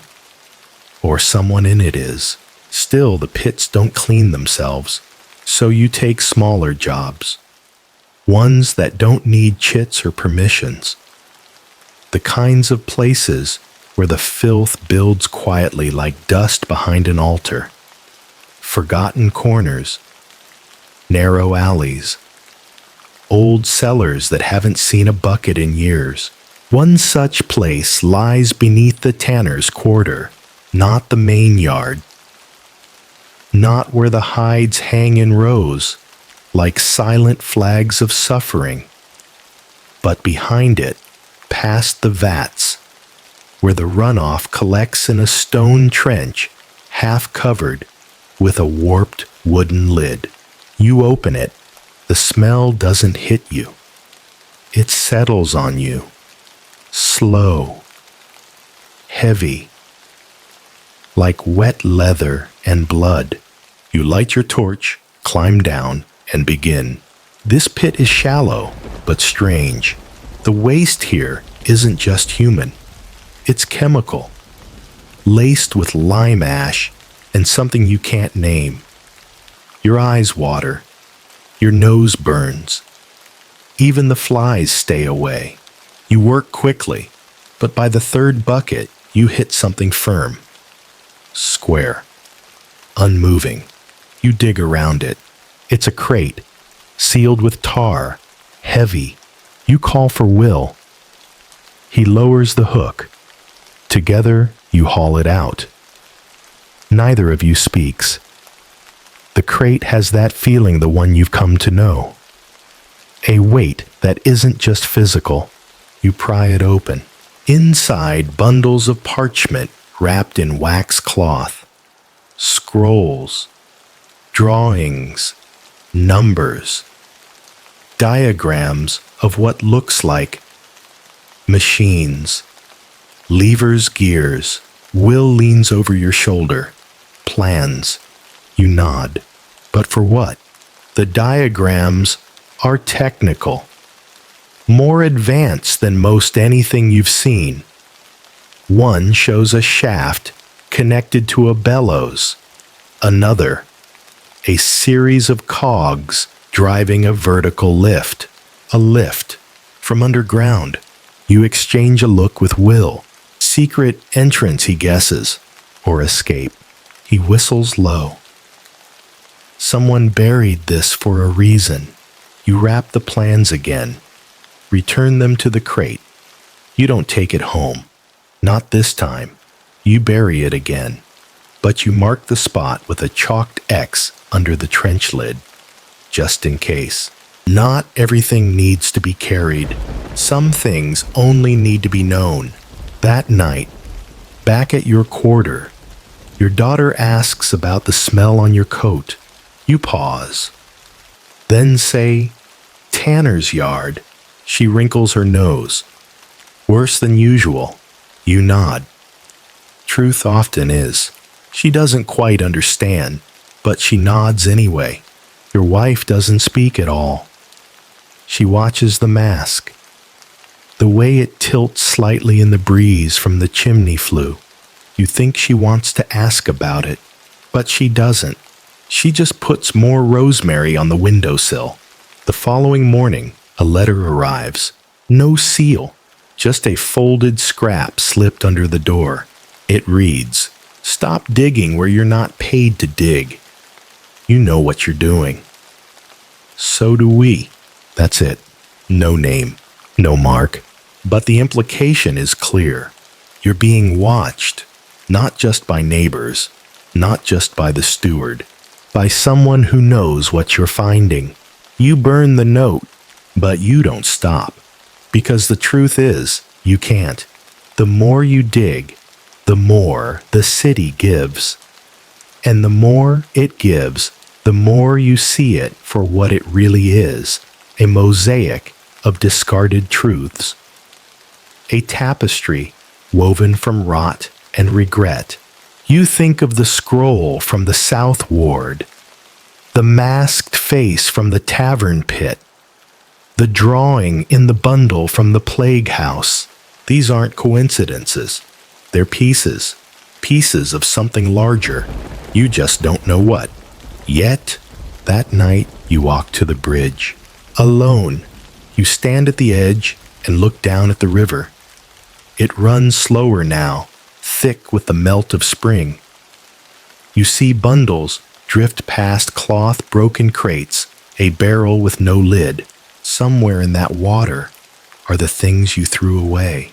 Somewhere are the things you buried. And you wonder not for the first time if anything ever really disappears in this city. If you're not just digging up waste, but waking something older, something buried not by accident, but by design. When you return home, the mask has fallen from its nail. It lies face up on the floor, the mouth open wider than you remember. You hang it again, carefully, then sit by the fire hands, wrapped around a cup of broth, staring into the flames. The box remains closed, but you feel it breathing, waiting. Spring arrives without ceremony. There's no parade of birdsong or bright blooms, not in your part of the city. Just less frost on the shutters, a little more stink rising from the alleys, and the unmistakable squelch of thawed ground beneath your boots.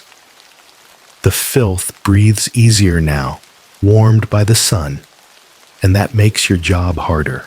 Everything ripens. You and Will take a pit behind the university kitchens. Its newer stone walls, structured drains, a proper pulley frame installed above. Someone tried to make this one civilized. They failed. By the third bucket, your arms are sweating beneath your coat.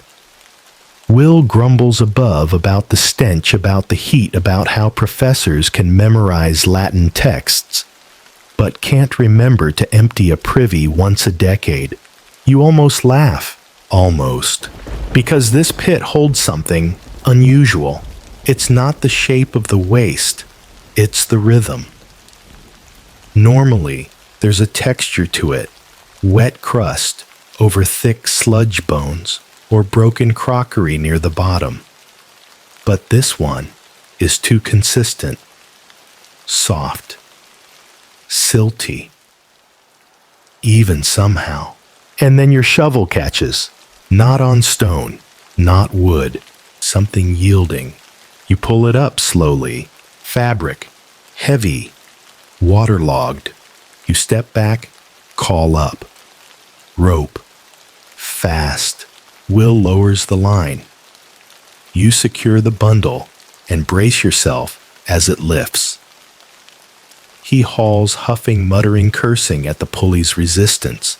The bundle crests the rim. Then silence. You wait.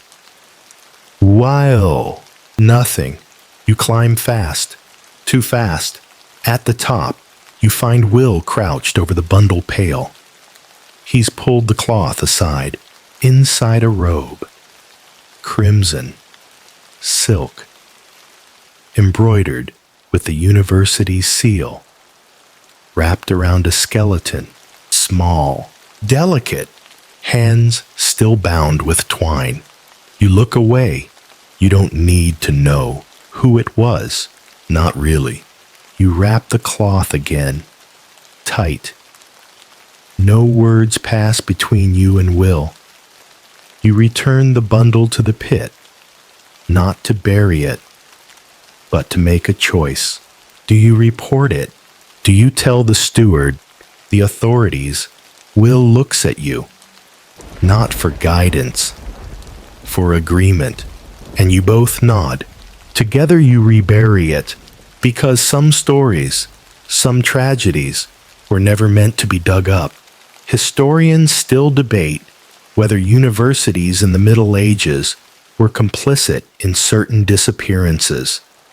It's whispered that within walls of supposed enlightenment, darker things festered.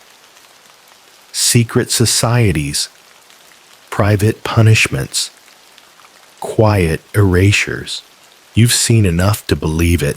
You mark the shaft as cleared, chalk the stone, walk away. That night you don't eat. Your wife notices, says nothing. She just sets a bowl by the fire and tends to your daughter's braid. Will stays quiet too. He sharpens his shovel longer than usual, dragging the whetstone over the metal with slow, methodical rhythm. Each stroke a thought. Each thought too heavy to speak aloud. You dream. In the dream, the city has no walls, just layers. Stone over brick, brick over rot, rot over truth. You fall through them one by one, not fast, just steady. Down, down, past bones, past bells, past things that still breathe even when they shouldn't. You wake before you land. 2 days later, the steward sends a note. There's a blockage near the old bell tower. Drainage failure, flooding risk. Handle it quickly. Bring help.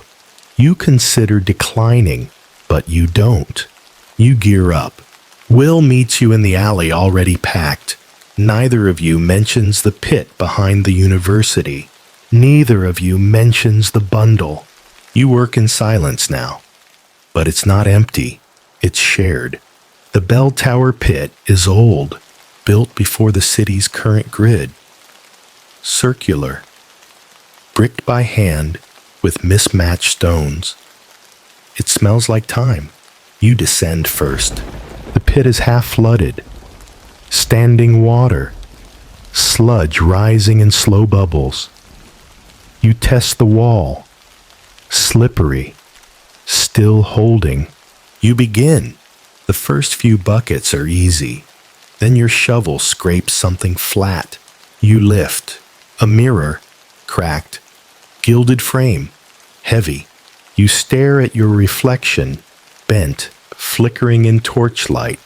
You almost don't recognize yourself because the man in the mirror isn't just tired. He's haunted. You wrap the mirror. Set it aside. Dig deeper. You find shoes next. 6 of them. All left feet. Then a bell clapper, small iron inscribed. Then a key. To what? No idea. You keep digging. The pit doesn't end. By nightfall, your arms ache. Will hauls the last bucket, his face streaked with grime and sweat. He's smiling.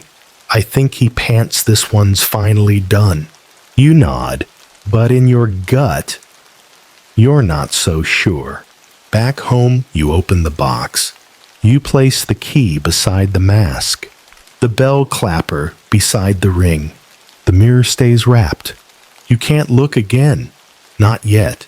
You sit by the fire and think about how much more of the city is still buried, and whether it's waiting to be found or hoping it never will be. You spend the next few nights on shallow pits, easy ones. Clogged drains, neglected alley cisterns, an outhouse behind a baker's stall that barely qualifies as a job. It's routine, predictable, safe. You start to hate it, not because you miss the danger, but because the quiet feels dishonest.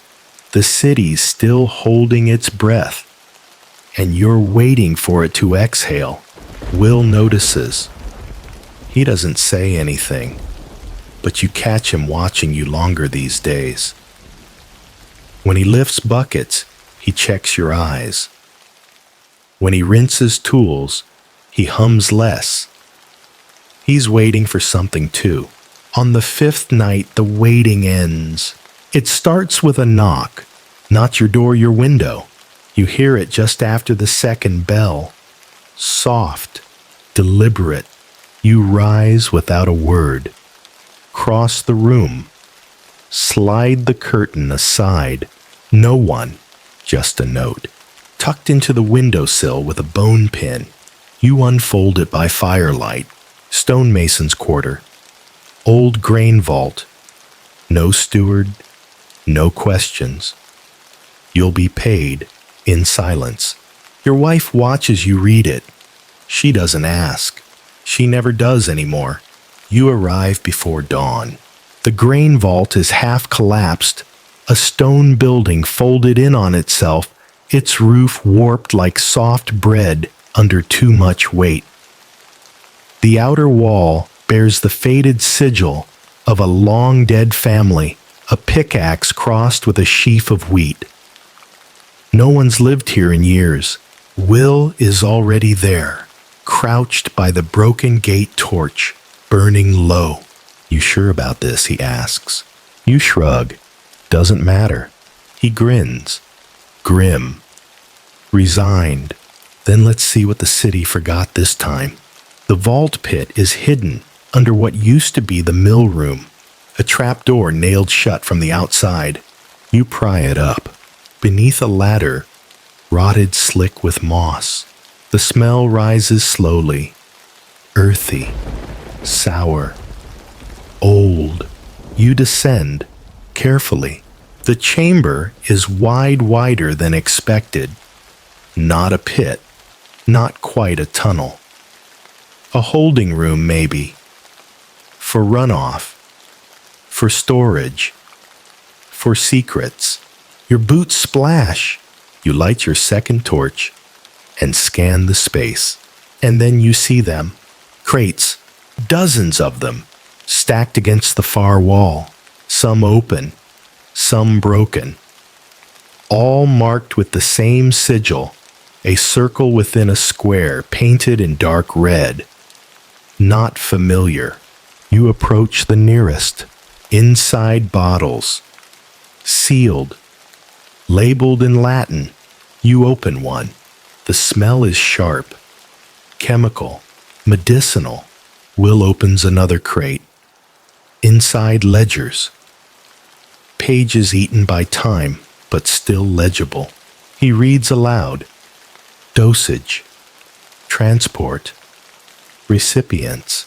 He looks up. Medicine. You shake your head. Test batches. You search the room. More crates. More papers. Vials. Dried herbs. Bones, small ones. Animal, maybe. Maybe not. This wasn't a storage room. This was an experiment site. Historians still argue over the extent of unauthorized medical practice in pre-modern cities. Some suggest they were exaggerated urban legends meant to scare apprentices. Others believe hidden vaults like these housed real experiments kept quiet by guilds and guarded by shame. You know what you believe now, because the next crate holds something worse. A mask, like the one by your door, but newer. And beside it, a cloak, stained, but finely made. You don't touch it. Neither does Will. Instead, you back away. And for the first time in months, you leave a pit unmarked. You say nothing to the steward. You say nothing to your wife. But that night, you unlock the box and add the bone pin. You place it gently atop the parchment bundle from the plague house. You close the lid. Then you sit and stare. Because something has shifted. You can feel it in the city's breath. The way the wind moves through the alleys. The way the stones hum under your boots. The way the pits stop being silent. The next job is routine. A privy in the northern quarter. Clean walls. Shallow shaft. Nothing strange. But as you dig, you hear something. Soft, behind the wall. You lean in. A whisper. No, just air. A hollow behind the bricks. You press your hand to it. Warm. You step back. Will notices. You all right? You nod. But you don't finish the job. Not that night. Not the next. You walk home. Slowly. Lantern swinging. And when you reach your door, the mask has fallen again. This time, the string is snapped. The nail bent. You stare at it for a long time. Then pick it up. Hold it to the firelight. And finally, whisper aloud. What are you trying to tell me? The mask doesn't answer, but the wind outside does. It shifts and brings the scent of something older than rot, older than the city, older than you. The wind changes, not in the way that makes the shutters rattle or the chimney smoke bend, but in a way that touches your skin, like a memory brushing past. It carries no scent you can name, just the feeling of something waking. You don't sleep that night. You sit by the hearth, the mask resting in your lap, the firelight flickering across its iron surface like it's breathing. Will sleeps on the cot nearby, one arm draped over his face. Your wife dozes upright in her chair, knitting still resting in her lap. Even your daughter, curled on her blanket, shifts restlessly. Something is coming. You feel it. The next morning, the steward sends a boy. Not a letter, not a knock. Just a boy. Barefoot, eyes wide, cheeks streaked with soot. East wall, he says, breathless. Flooding in the tannery row. They say the drains are leaking upward. You blink. Upward. He nods. Doesn't explain. You don't ask. You just gather your tools. Will is ready before you are. He doesn't joke. He doesn't yawn. He just slings the shovel over his shoulder and nods. You both know something shifted, and it's waiting beneath the east wall. You arrive to chaos, not of people, but of sound. Drips, splashes, distant creaks and stone. The alley is soaked. The cobblestones slick with black water that smells metallic and old. The pit entrance is already half open, the hatch forced upward by pressure from below. That's new. You lift the lid fully. Steam rises thick and sour. You and Will exchange a look. Then you go down. The shaft is narrower than you expect. Stone walls slick with slime. The rungs of the ladder creak under your weight. At the bottom, you land in water. Ankle deep. Warm. The chamber is vast. Too vast. You step forward, torch held high. The light vanishes into open space. Will's boots splash behind you. This isn't a pit, he says. You nod. It's a hall. Stone pillars rise around you, fluted with erosion crumbling at the edges. Arches curve above, lost in shadow. And in the center, a platform. On it, a grate. Massive, iron, ancient, and from it, the water comes not in spurts, but in a pulse, as if something breathes beneath. You approach. The grate is covered in symbols. Not writing. Not exactly. Shapes. Spirals. Lines intersecting circles.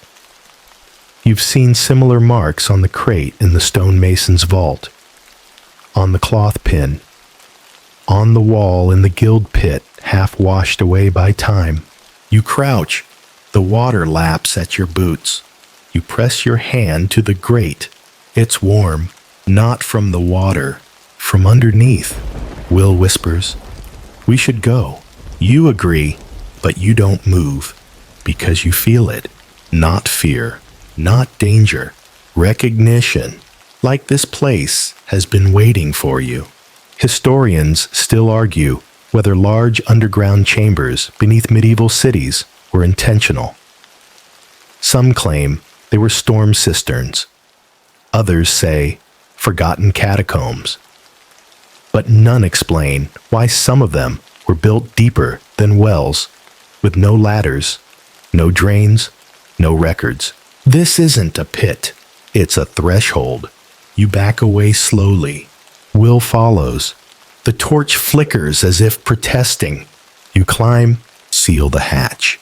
Mark the stone with your usual chalk, but then you pause, and beneath it, you add something new. A circle within a square, and in the center, a spiral. You don't know why. You just know. That night, back at your quarter, you open the box. Everything inside feels heavier. You unwrap the mirror, look into it, and for the first time in weeks, your reflection moves before you do. Just slightly, just enough. You close the box, not roughly, but like you're saying goodbye. You sit by the fire torch still burning, not for light, but to remind yourself. The dark hasn't won yet. Not quite. You dream again, not of pits, but of rooms, endless below the city, not empty, stacked, one above another, each older than the last, each filled with items you recognize, the doll, the mask, the pin, and in the deepest room, no floor, just a mouth, open, breathing. You wake with dirt on your palms, dirt that wasn't there before. You check the box. Everything's still there, except the mirror. Gone. Only a wet outline where it once lay. Will finds you later, sitting by the hearth, eyes distant. You look like a man about to dig his last pit, he says. You smile, just barely. Maybe I already did. It starts with silence, not the peaceful kind, the unnatural kind, the kind that hangs in the streets when something's been removed, not just a sound, but a presence. Like the bells forgot to ring, like the birds forgot to wake, like the city itself is holding its breath for a reason it won't explain. You feel it the moment you step outside. Will feels it too. He meets you with tools in hand, but his eyes are already scanning the rooftops. Not for danger, for meaning. He says nothing. You don't either. The steward sends a message. Simple. Cold. Final clearance request. Vault 3C. Below Eastern Clerical Quarter. Do not delay. No payment terms. No location map. Just a designation. Vault 3C. Will mutters, pacing. Why does that sound familiar? You know why. Because that's where the pipes back up every 5 winters. That's where old Ewan broke his leg. That's where you once found a clay idol with human teeth set into the eyes. You hadn't thought of that in years. Until now. You pack differently this time. Not more tools, fewer. You leave the collection box at home, unlocked, not because you don't care, but because you're not sure you'll be the one to open it again. Your wife watches you from across the room, arms folded. She doesn't speak, but her eyes ask the question neither of you wants to answer. You reach for her hand, hold it, and then you go. The vault is quiet, too quiet. No stewards, no guards, no chalk marks on the walls. Just a metal door, half sunk into stone, slightly ajar. You push it open. Inside stairs, spiraling down, deeper than any you've ever climbed. The air shifts after the 5th landing. Cooler, still. You light a second torch. Will's face glows orange in the gloom. He says nothing, just follows, down, past bones, past carvings, past things you pretend not to see. At the bottom, a door, not stone, wood, old but intact, bound in iron, marked with that same spiral and square. You press your palm to it. It opens without force. Inside is the largest pit you've ever seen. But it's not filled with waste. It's filled with objects. Thousands. Stacked high. Categorized. Labeled in a language you don't recognize. Masks. Scrolls. Bones. Locks. Tools. Rings. Your collection multiplied by hundreds by centuries. You walk between shelves of things no one buried by accident. Will breathes the word you were trying not to say. A library, but not of books. Of buried memory. A repository of everything the city has refused to face. You turn a corner. There in the center stands a pedestal. And on it, the mirror, yours. The one that vanished. Unbroken. Polished. Reflecting not your face, but something behind you. You turn quickly. Nothing. But the reflection still shows it a figure. Tall. Hooded. Masked. Watching. Waiting. You reach for the mirror, but your hand won't move, because it knows this is no longer your story. Will touches your shoulder. He's shaking. We should go, he whispers. You nod, but you can't. Not yet. You look down. The floor pulses, just once, like a breath or a heartbeat. You leave the mirror, leave the pit, climb back up the stairs without speaking. The door closes behind you, without a sound. That night, you don't clean your tools. You don't eat. You sit beside the fire, and you wait. Because, now, you were never just a man with a shovel. You were the city's memory keeper, and now, the city remembers you. So now, you sit in your chair, the fire crackling low, your boots drying quietly by the door. The night outside is still too still, and the kind of quiet that seems to stretch out endlessly between the cobblestones. Your tools are leaned neatly against the wall, resting at last. The collection box remains closed, but no longer heavy. Everything it once held now lives somewhere deeper, maybe beneath the vault, maybe inside you. You close your eyes, and the scent of the city comes not as rot or mold, but as memory soft layered familiar. You've walked every inch of its belly, stepped where no one else dares. You've carried its burdens, cleaned its sins, and tucked away the pieces it didn't want to see. And even now, as your breath slows and the warmth of sleep wraps around your shoulders, you know, you weren't just digging pits, you were digging truths. And the city, it kept whispering back, but for now, it grows quiet again. Just the low creak of the rafters, the whisper of wind slipping through the chimney stones, and your thoughts easing, softening, floating gently downward. There's nothing more to clean tonight, no more buckets to fill, just stillness and the hum of a city settling into dreams.